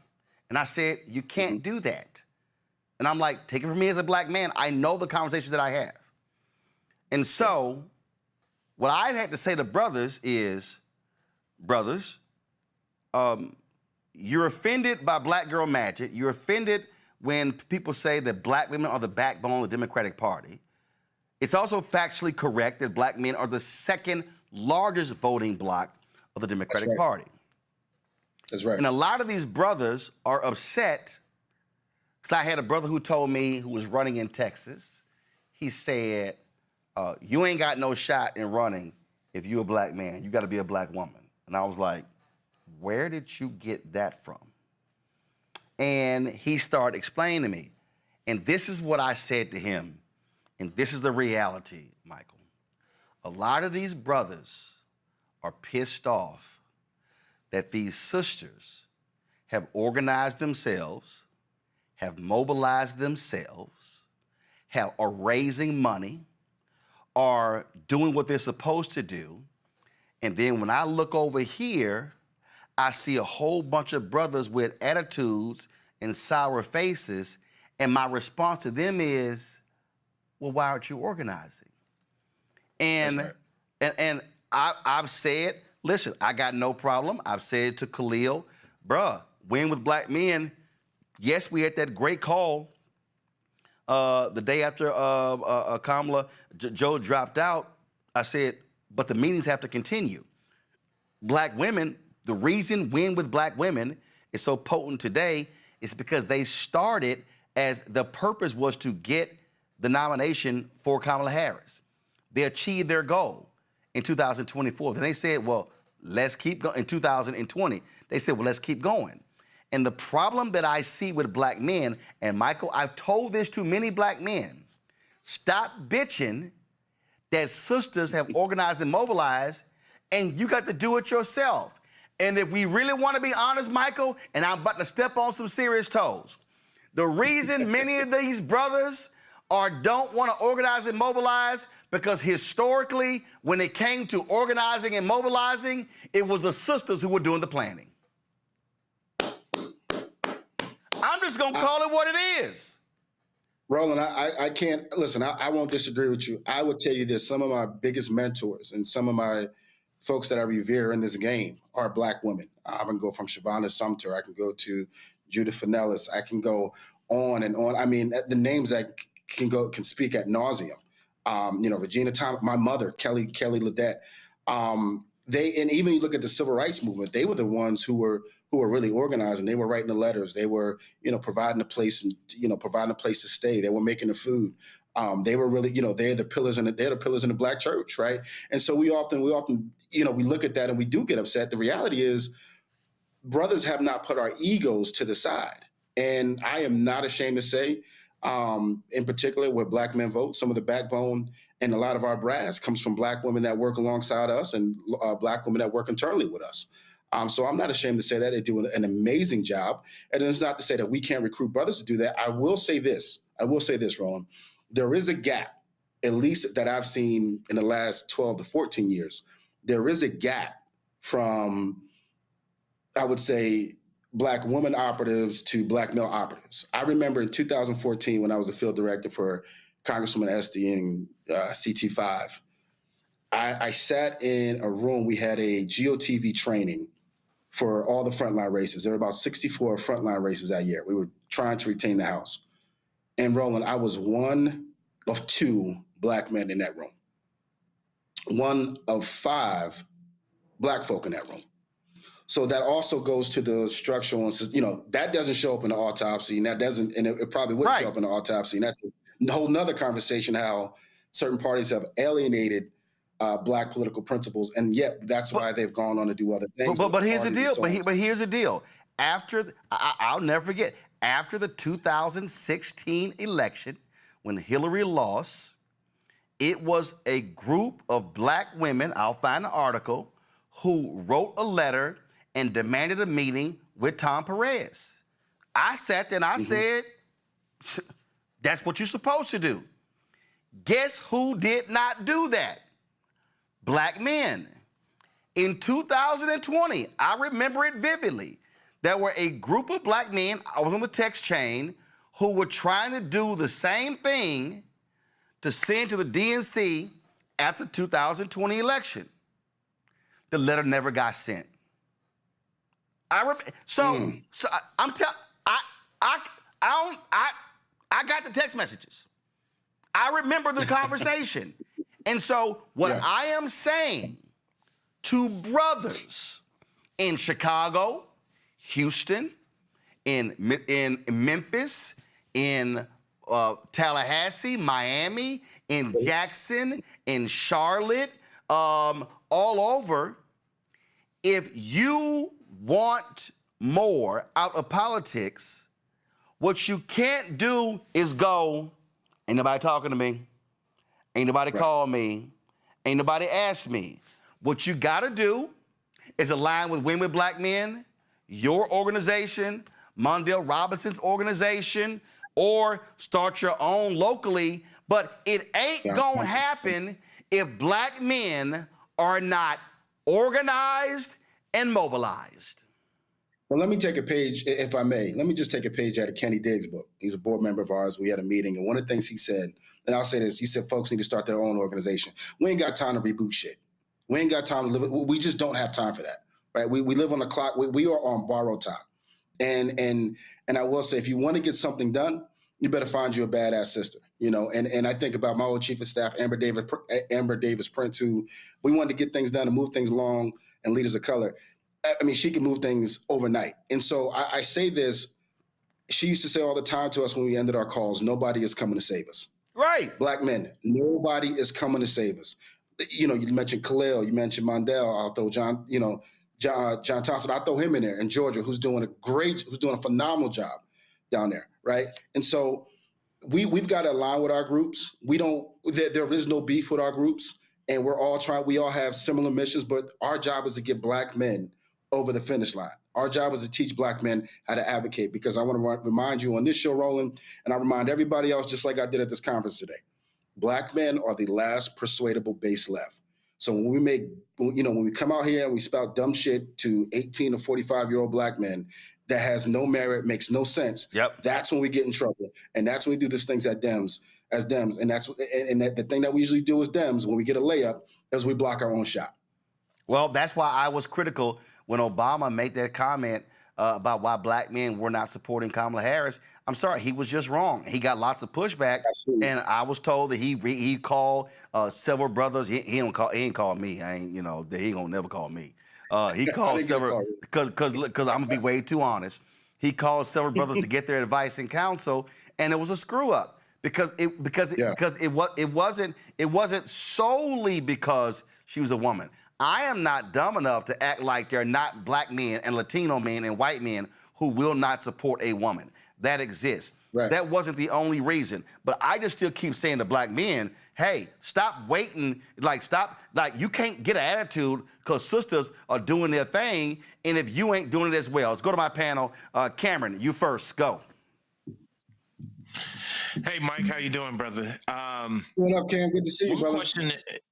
Good to see you. I love the fact that you did this and focus specifically on Black men, and you say we're the last persuadable group. And we've had plenty of conversations about what it takes to really reach us in this digital first world.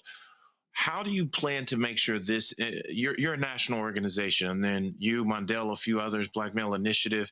There's some really big national Black male organizations, but we need to make sure at a grassroots level that a lot of this information really gets to these local state legislature candidates. I think so much is going to be spent and sent and focused on the Senate races, the congressional races, maybe a few governor races. But we're getting decimated in these state legislatures, and they really need to be able, local Democrats and local parties, whether they're Black, white, or whatever, need to be able to talk to Black men in their local areas. How do you plan to make sure you get this information up and down and throughout, up and down the ballot? Man, Cam, thank you for that question. I don't sleep. I just take long breaks. That's part of it. That's the first one. The second part is working with great people. I know Roland talked about Black women, working with great people like Crystal Spann, the South Carolina Democratic Party executive director. And, leaning on her help, leaning on her institutional knowledge on how to connect me to other folks. And we have other coalition partners around the country that we're working with to ensure that not only do we put this in the hands of just to win legislatures, this is the first piece of a roadmap for us to really win and do what we need to do in community and connectivity. So, and look, this is also to the folks, who donate to what we do.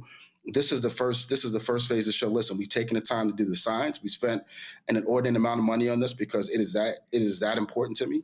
We can live and we can guess and we can assume, but just like we also say, Black men aren't monoliths.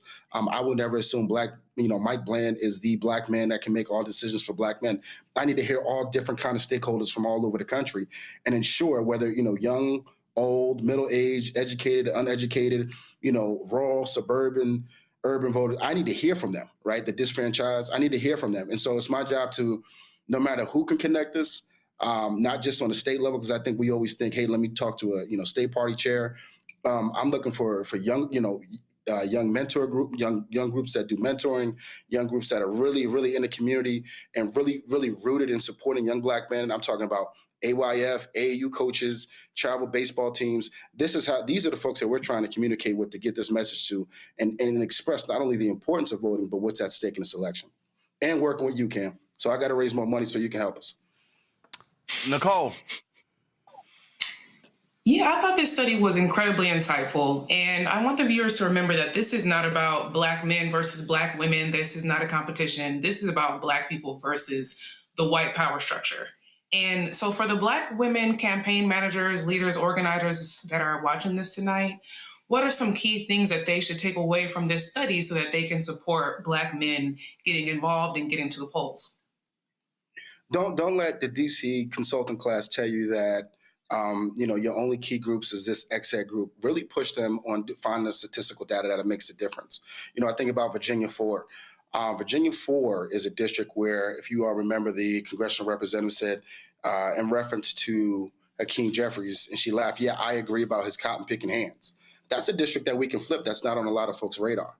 I will also tell them, don't be ashamed to push your consultants to really micro-target on the research that matters to your constituency the most. Because oftentimes we just think, I got to talk to the suburban white voter or the 1 out of 3 voter. How about the voter that, hasn't voted, the Bernie voter who hasn't come home? And it is okay to give forgiveness to some of our brothers that voted for Donald Trump. I'll be the first one to say that because they are coming back. And what I will say is look at this is not only look at this research, but look at the brothers that Roland and Cam mentioned. Look at us as partners across the country because we have committed to say there is no beef with us. There is no gripe or there's none of that. Our job is to make sure not only our priorities are heard, but that the candidates across the country that are running, that they are running on the right platform that's going to get, as I like to say, Tyrone off the couch. And that should be the motivation for all, a lot of campaign managers across the country. Put that on post-it on your wall, on your whiteboard, whatever you talk to your staff with. What are we doing to get Tyrone off the couch? Because the margins are going to be simply that close. Absolutely. Greg. Thank you, Roland, and thank you, Brother Bland. Just 5 seconds. I'm a teacher. I started teaching in 1987 in one form or another, between K-12, undergraduate students, graduate students, law students, and then most people with not even going to school. And looking at your report, my question to you has to do with the form of messaging. I think that the messages are there. Anybody who spends 10 minutes looking at the issues should be very easily persuaded of what's in their best interest. But when the report says that music, memes, and news are the most popular topics, but when I look at the delivery systems, it's Twitter, it's Instagram, and it's YouTube. And I think, how do we approach this question of, I used to call it illiteracy. People have the capacity to read, but choose not to. I'm more convinced than ever, I see it every day in the classroom and in the streets, that it's illiteracy. People have simply had their diminishing ability, developed ability to absorb information and critically think. How do we get at that, particularly since they're going to unleash even more tides of disinformation with AI and all this? How do we address that issue?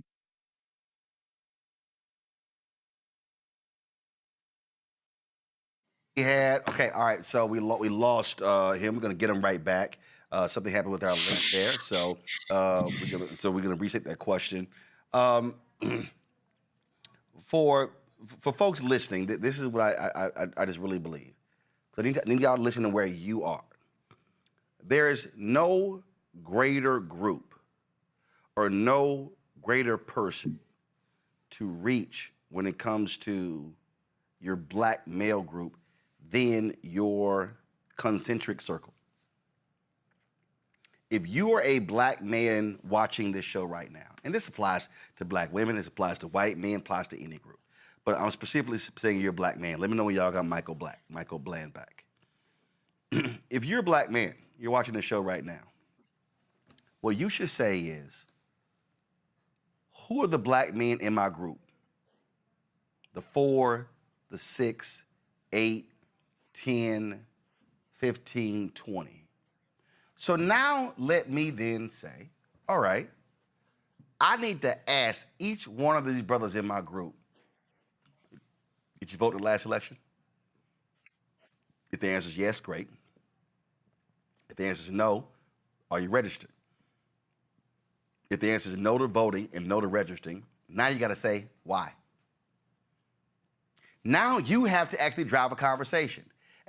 This is akin to somebody saying, Pastor, if you could just talk to this brother at my job, and the pastor say, I don't work there. You work there. You should be talking to that brother at your job and say, come to church with me. That means that you have to be a witness. See, part of this is waiting on an external force from on high to essentially walk into my city, walk into my neighborhood, come down my block, walk down my street, knock on my door, walk in my house, sit in the living room, hold my hand, and walk me through it. No, you, to that brother watching, you can actually create your own little cell of 4, 5, 8, 10, 15, 20, 30, 50, whatever the number is, and say, I'm doing my part. We got Michael Bland back. So this is how we have to be thinking. Michael, did you hear all of Greg's questions? If not, I can have him restated. I did not. Greg, restate, please. Thank you, Roland. And thank you again, Brother Bland. Just very quickly, as I said, I'm a teacher. I'm a teacher for now close to 40 years, one way or the other.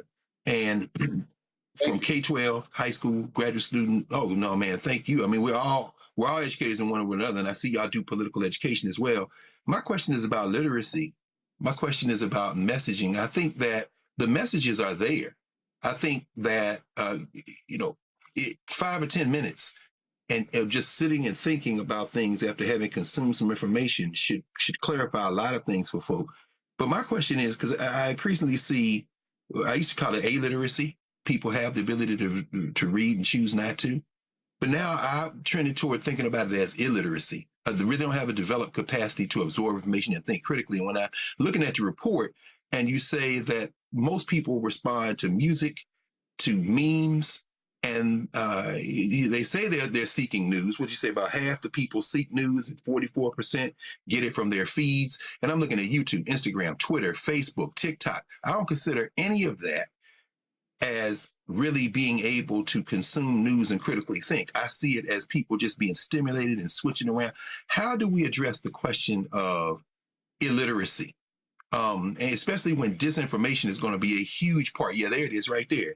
And even as you said, the persuadable, 3/4, if the report is this right, 3/4 of the men polled said they are almost certainly are probably going to vote, and only 7% said they're not voting. So how do we get at the question of how we're consuming what appears to be data, what appears to be information, but is really just kind of like titillating kind of spectacle and this kind of moving image stuff that doesn't really foment critical thinking? I think Roland, he prefaced this earlier in the conversation. The political game has changed. And again, I go back to COVID. Remember, COVID kept us in the house for in some parts for half a year to a year, and be it all, you look at some jobs are still remote, 5, 6, 7 years later, right? And so what did that force us to do? It forced us to constantly pick this thing up because we were bored. We were stuck inside the house. And that became a conditioning. That became a modern age, this is what I'm going to do out of boredom, or this is just now what I do. I sit by my phone and I get my information from my phone, right? It's part of what has killed your traditional newspapers. It's part of what has killed your traditional periodicals and your journals, because now the quick consumption, the 30-second media hit is now what's more relevant than sitting down, reading a newspaper. I was on a flight with a gentleman on the way here, older black gentleman. He was reading the newspaper. I said, "Wow, man, that's a lost talent." He said, "What's that?" I said, "Reading the newspaper." I remember Uncle David used to drive and read the newspaper at the same time. And I think that's one of the things, as we talked about the evolution politically, but just as our attention spans, not just as Americans, but as humans, is now predicated on is predicated on technology. Technology has made fools of us all. And, we rely on this thing that lives in our hand, the size of our hand. And so that's part of the problem. But in that problem, it is created, or in that crisis, it has created opportunity. And so that's why the research is based like this, because understanding that's where 18 to 45-year-olds, that's where they're mostly focused on. That's what's usually in their hand, is their cell phone. So why have you in your hand? I need to learn how to communicate with you and figure out where you get your information from, be it all what information, because I can tell you who has done this research, maybe at the very least, not just with black men, but with Democratic voters. It's the other side. And so we wanted to have the opportunity to take the chance, because our job is to move black men and black families across the finish line as a whole. But we wanted to take our time to say, how do we communicate with black men 18 to 45 years old? And we learned that it is in technology, and it is in now, like you see, YouTube, Instagram, some even Facebook. And I didn't even think Facebook would pop up as the top medium. Oh, yeah. Well, everybody forgets Facebook is a dominant force. Everybody, the shiny object, people think TikTok is all that. No, it's a ton of people who are on Facebook, and there's a ton of folk who communicate. And so what I tell people all the time, you got to be everywhere. When I meet people and they say, "Hey, how can we follow you on social?" And I go, let's see, we on YouTube, Instagram, Twitter, Facebook, TikTok, Snapchat, LinkedIn, Spill, Spoutable, Fanbase, Tumblr. We on all those. And so my deal is, I don't care where you at, I want to reach you. That's right. That's right. And look, and you have to know, and think about it, you have to know and understand who lives on those platforms. We talked about TikTok. People say, "Oh, all young people on TikTok." No, it's not all young people. It's actually women, younger ladies. Those are the ones that are on TikTok. Black men are not on TikTok, right? And so you've got to understand those mediums, and social mediums. Absolutely, Michael. Where can people go to read the full report? You can go to blackmenvote.org. It is on our website. Again, blackmenvote.org. It's front and center on our website. And you can also Yeah, thank you. Pull it right there. So please dive in. And we're actually getting ready to go into our second phase of this research, which is so important, which will be focus group based. So again, Roland, I'm coming in this place with precision, with a scalpel, and there will not be, nobody can say to us that we don't know how to talk to black men or to find black men or to communicate with black men. Absolutely, and as I keep saying, there needs to be black male-led, black male-only discussions taking place all across the country. Absolutely. Teaching people, educating people, enlightening people, informing people. Listen, when all these crazy right wings with these brothers pop up on Instagram, some people say, "Oh man, you should ignore those people." No. I'ma hop on their timeline and go, "You lying? This is the fact. That's a lie. That's a lie." People need to understand this is warfare. And we have to understand, if one brother is on those social media pages and being force-fed lies, we have to be countering with the truth. Well, we got to stop showing up with a musket, right? This is 2026, and we're armed with all the data. We're armed with the right pieces. And I will not fight this warfare with old, traditional, antiquated, and outdated tools or references or even tactics. That's something we won't do.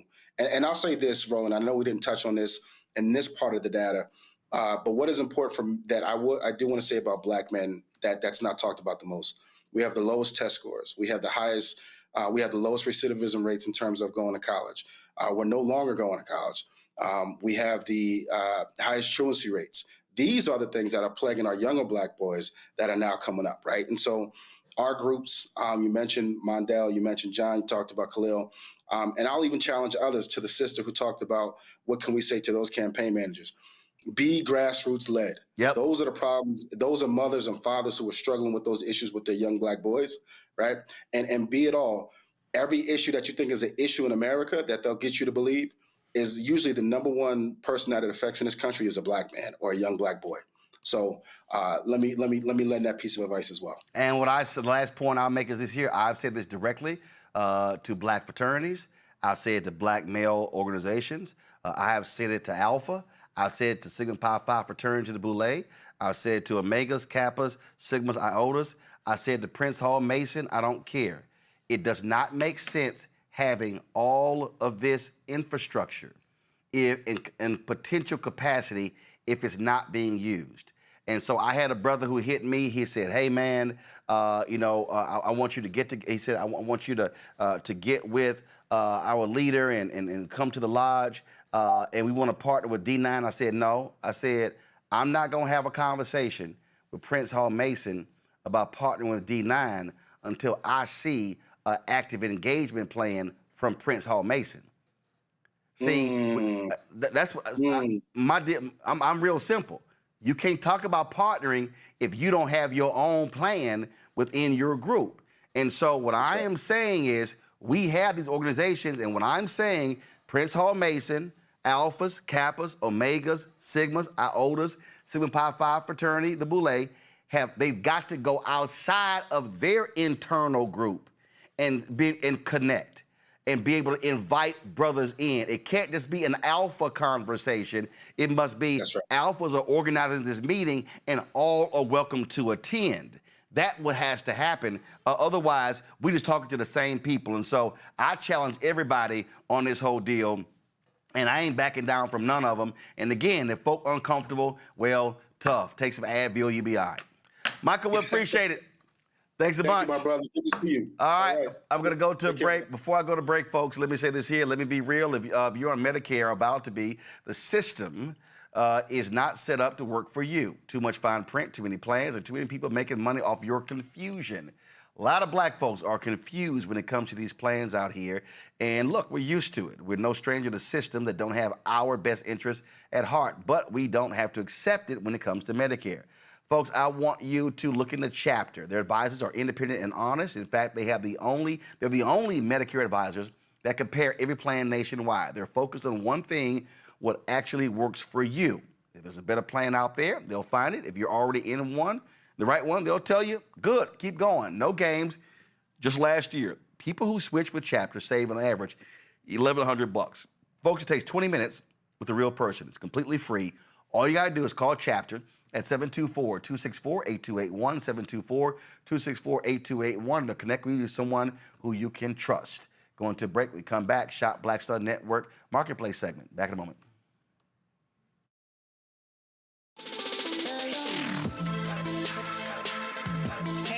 Welcome to The Other Side of Change, only on the Black Star Network and hosted by myself, Rhea Baker, and my good sis, Jamira Burley. We are just two millennial women tackling everything at the intersection of politics, gender, and pop culture. And we don't just settle for commentary. This is about solution-driven dialogue to get us to the world as it could be and not just as it is. Watch us on the Black Star Network, so tune in to The Other Side of Change.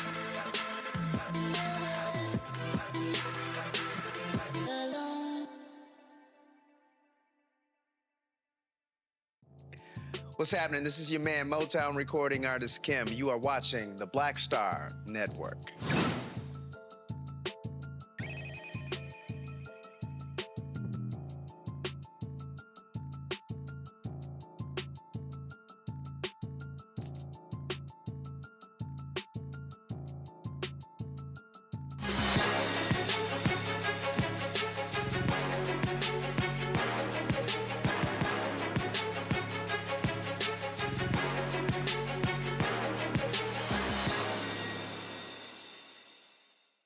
All right, folks, I was baking before I learned how to cook. My mom had a cake business, and so I learned that thing first.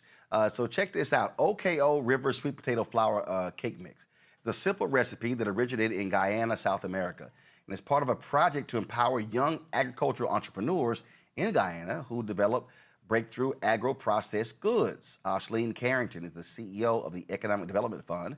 She joins us right now to talk about OKO River and their mix, and so glad to have you here. So in my hand, I have a sweet potato flour cake mix.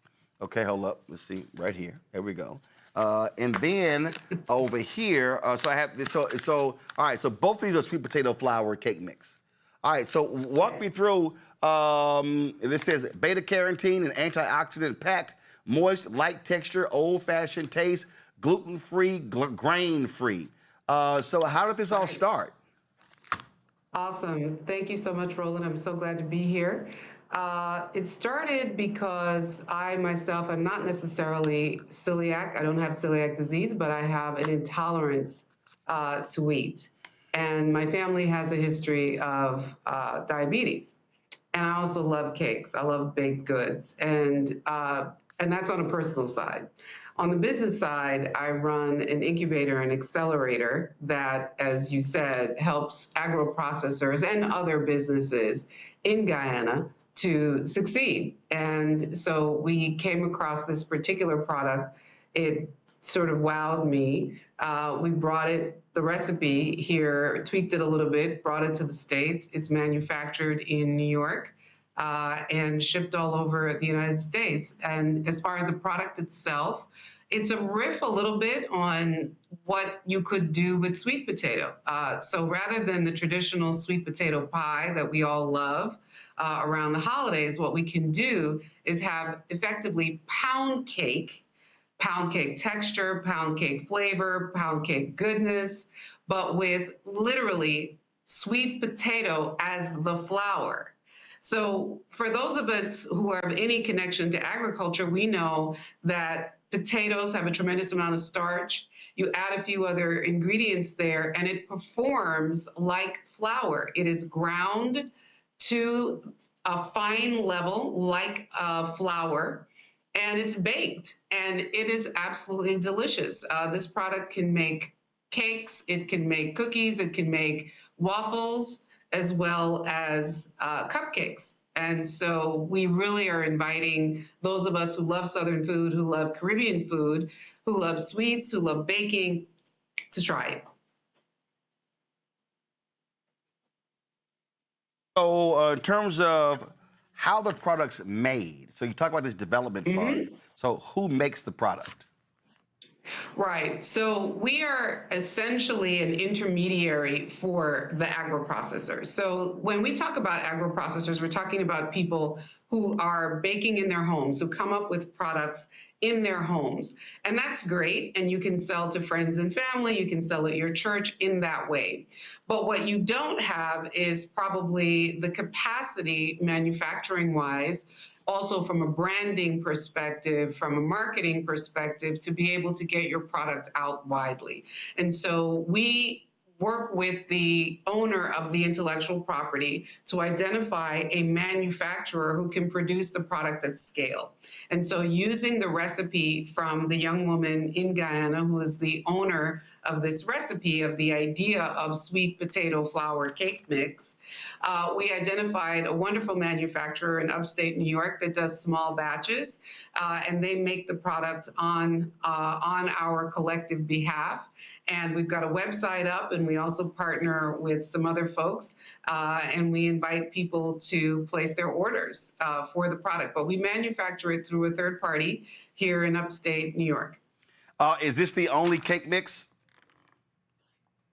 It is the only cake mix presently, yes. And quite frankly, it's the best cake mix. So we are able to use other types of flours that come out of we call them root vegetables. So there's and other types of sort of starch heavy things like cassava and so forth. But as far as the products out of Oko River, it's the sweet potato flour cake mix for us for now. Well, I love me some chocolate, so let me know when y'all get some chocolate. All right, questions from the panel. Nicole, you go first. Listen, I'm supposed to be on a diet. Now you got me sitting here thinking about cake. Ooh, goodness. So what has the response been like on your products? This is so exciting. I would love to try it myself, but what have people been saying? Oh, please do. Please do. So it's a startup brand, and so we've been spending some time getting it in the hands of folks through taste testing, displays, getting out in the public to do that. And so those who have tried it absolutely love it because it's not overly sweet. But at the same time, again, you can customize it. You can add more sugar if you like. You can add all types. Roland, I heard you say that you love chocolate. You can add chocolate powder to it, cocoa powder, in order to chocolify the flavor. It is a really sort of indescribable in terms of its yumminess. But I guarantee you, I will say it like I know my own name. If you try this, you will really not be able to tell that it's not wheat flour, except that you won't feel that super heavy feeling in your stomach after you've had, lots of sugary baked goods that are typically made with flour. And there's no aftertaste, so that's really important too. All right, Cameron. I'm really excited about this. I know as I personally am looking to kind of improve my diet, what are you doing in terms of digital and social media and trends and so forth? Because baking, sweets, taste testing, showing people how to cook, like there's so many different ways you can make just by making the cake or just by talking through it, that like you can get really creative with cakes and pastries and products like this. So what have you been doing there to think about other ways to really kind of engage and grow the interest online?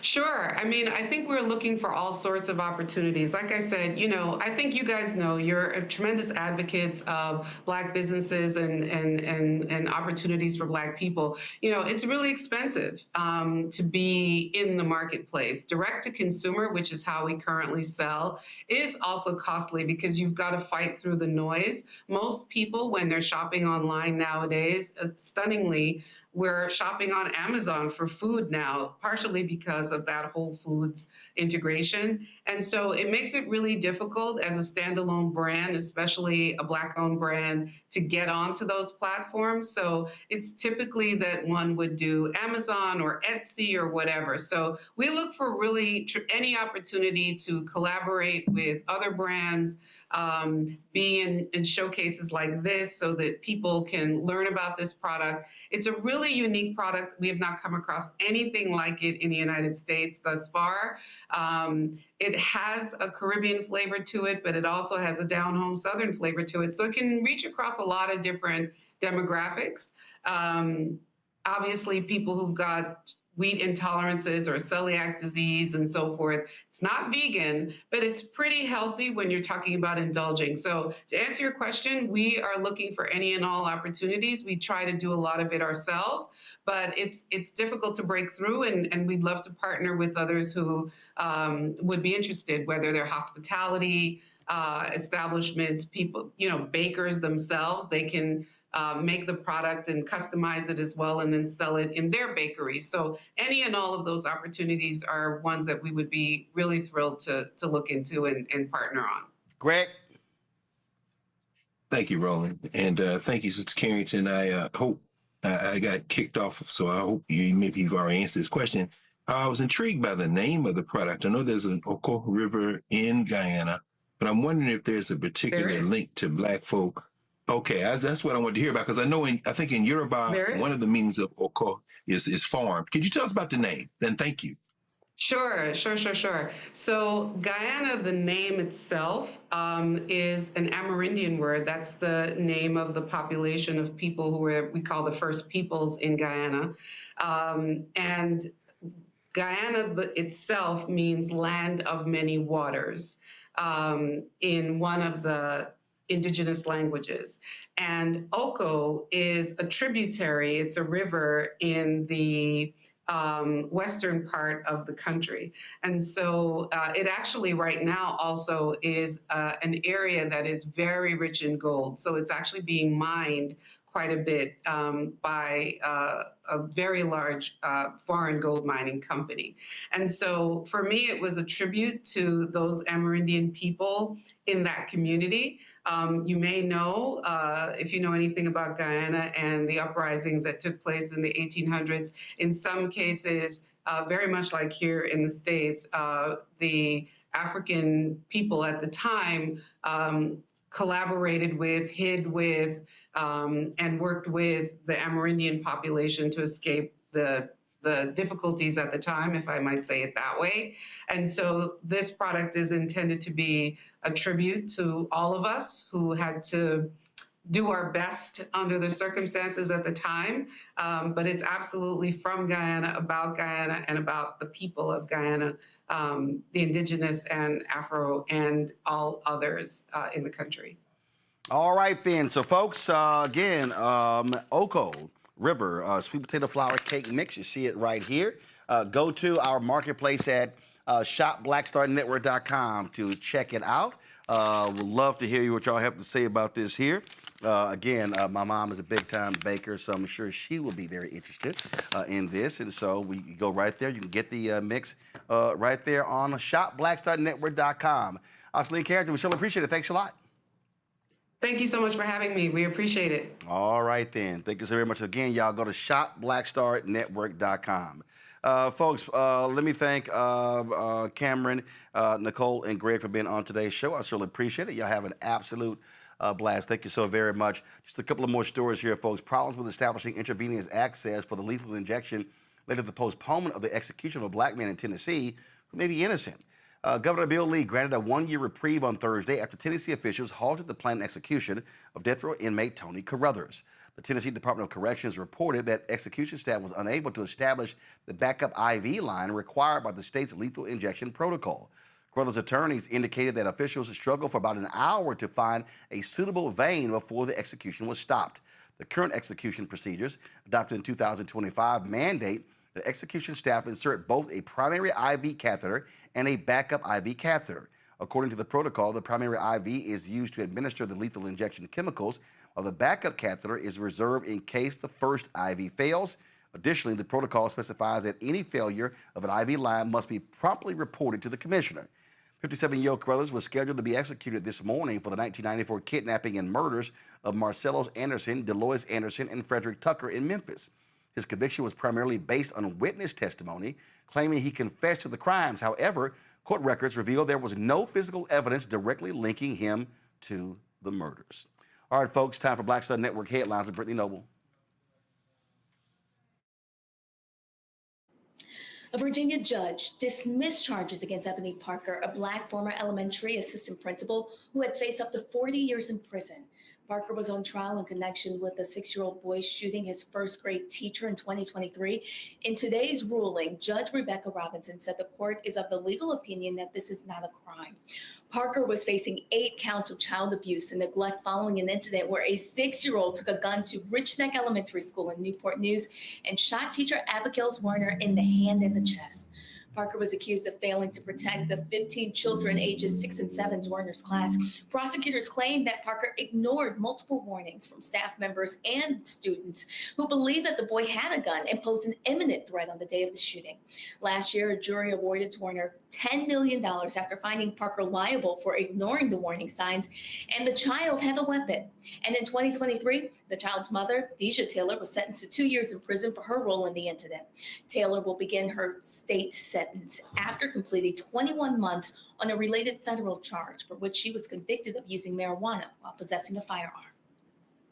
And in Georgia, Snellville police have issued arrest warrants for 2 former employees at Cool Kids Academy.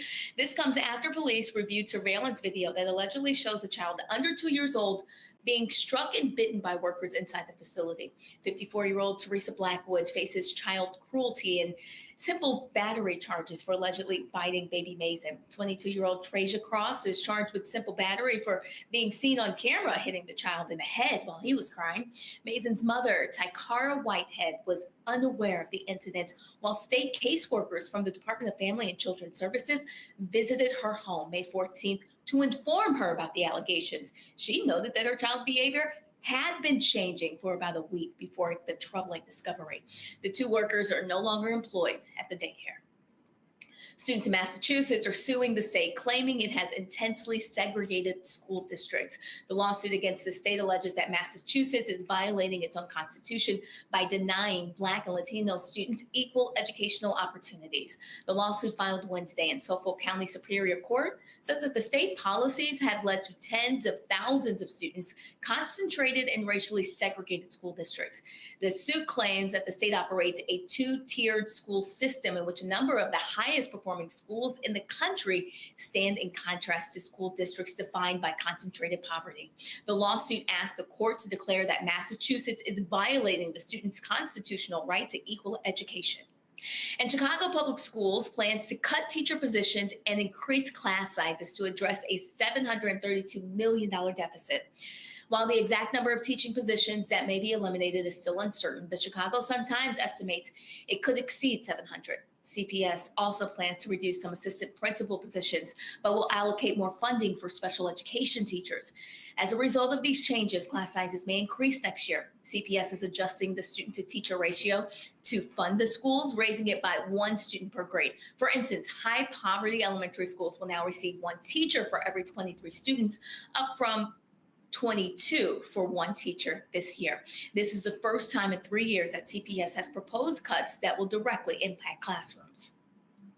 A conservative legal group sued the physician directory earlier this week. The group accuses the website Find a Black Doctor of illegally discriminating against physicians by limiting listings to Black medical professionals.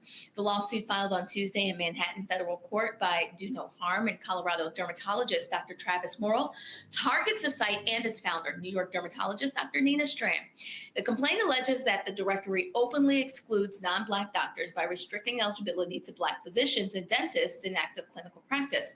The group says the site promotes racial concordance, the idea that patients receive better care from doctors of the same race. According to the lawsuit, doctors seeking listings must submit personal and professional information, agree to terms of use, and allow the directory to retain and publish their data. All right, Brittany, I appreciate it, folks. Don't forget, check out the Breakdown with Brittany Noble every day, noon Eastern, right here on the Black Star Network. The Breakdown with Brittany Noble every day, noon Eastern on the Black Star Network. Folks, that is it for us. Do me a favor. If you want to support our show, please do so by joining our Bring the Funk fan club. You want to contribute via Cash App, use the Stripe QR code. You see it right here. It's also for credit cards. If you're listening, go to blackstarnetwork.com for details. Checks and money order. Make it payable to Roland Martin Unfiltered, P.O. Box 57196, Washington, D.C. 2003 7-0196. Of course, PayPal's R Martin Unfiltered, Venmo's RM Unfiltered, Zelle, Roland at RolandSMartin.com, Roland@RolandMartinUnfiltered.com. We got about 47,000 folks. A lot of y'all have sent checks. I'm still depositing these, and so this is the batch right here. So yes, I am going at it, but remember, y'all, it takes time to open up every envelope and then go through, sort, and then take a picture, deposit it. It's a whole process. So please be patient if you send checks and money order. Download the Black Star Network app, Apple phone, Android phone, Apple TV, Android TV, Amazon Fire TV, Roku, Samsung Smart TV. You want to get our Roland Martin Unfiltered swag or Black Star Network swag, please go to shopblackstarnetwork.com. Hats, t-shirts, get our merchandise. Our shirt, Don't Blame Me, voted for the black woman. MAGA chose between woke or broke. They chose broke. Black-owned media matters. How you died does not redeem how you lived. So all of that, folks, go to shopblackstarnetwork.com. And all of these products you see in our studio, you see them right here. Of course, we're going to add our Oko River sweet potato mix to the bunch. We're going to have to get some more tables because, man, we're running out of space. I'm just going to sit it right here. Okay, sit on top of our books, the anime books. And so if y'all want to support these black-owned companies, all of these products here are black-owned companies that you can see on shopblackstarnetwork.com in our marketplace. And so again, this is us supporting black-owned companies. When you buy products from them from shopblackstarnetwork.com, you're also supporting this black-owned show as well. Don't forget, of course, download the app Fan Base. Follow me at Roland S. Martin. You can catch me there and support all the shows that we have. As I said, the Breakdown of Brittany Noble, every day, noon Eastern, right here on the Black Star Network. You can catch A Balanced Living, Reverend Dr. Jackie Hood Martin. You can catch that show every Tuesday. Of course, Other Side of Change with Bria Baker and Jamila Burley. You can catch that show as well. That's right, every Monday. We got that show. Then, of course, we've got... of course, Dr. Ebony Jade Hilton. Second Opinion with Dr. Ebony Jade Hilton. That's every Thursday. We've got the Black Table with Dr. Greg Carr every Friday. And also Roland's Book Club every Friday as well. And so be sure to check all of that out. And, folks, tomorrow, great show lined up. We got conversations with Congressman Jim Clyburn, Congressman Emmanuel Cleaver, and also Texas State Representative James Tallarico, who is running for the United States Senate in Texas. And so you're going to check all of that out on tomorrow's show. Folks, that's it. And don't forget, if you want to check out the folks at Chapter, do me a favor. If you want to look at the Medicare what plans that work best for you, give them a call. Give them a call. The number's on the screen, folks. 724-264-8281. 724-264-8281. 724-264-8281 for you to compare prices to get the best Medicare plan for you. That's it. I'll see you tomorrow right here, Roland Martin Unfiltered on the Black Star Network. Yes, representing my alma mater, Jack Yates High School in Houston. This is our 100th anniversary. And of course, it's chilly here too, so y'all know. First of all, y'all know I had the shirts made, and so got 87 on here the year I graduated, and then of course I got Mr. TV on the back, because that's what they called me when I was there, so I had to get that on here, and of course that matches up with what they called the brother when I was at JY. Y'all know how we represent.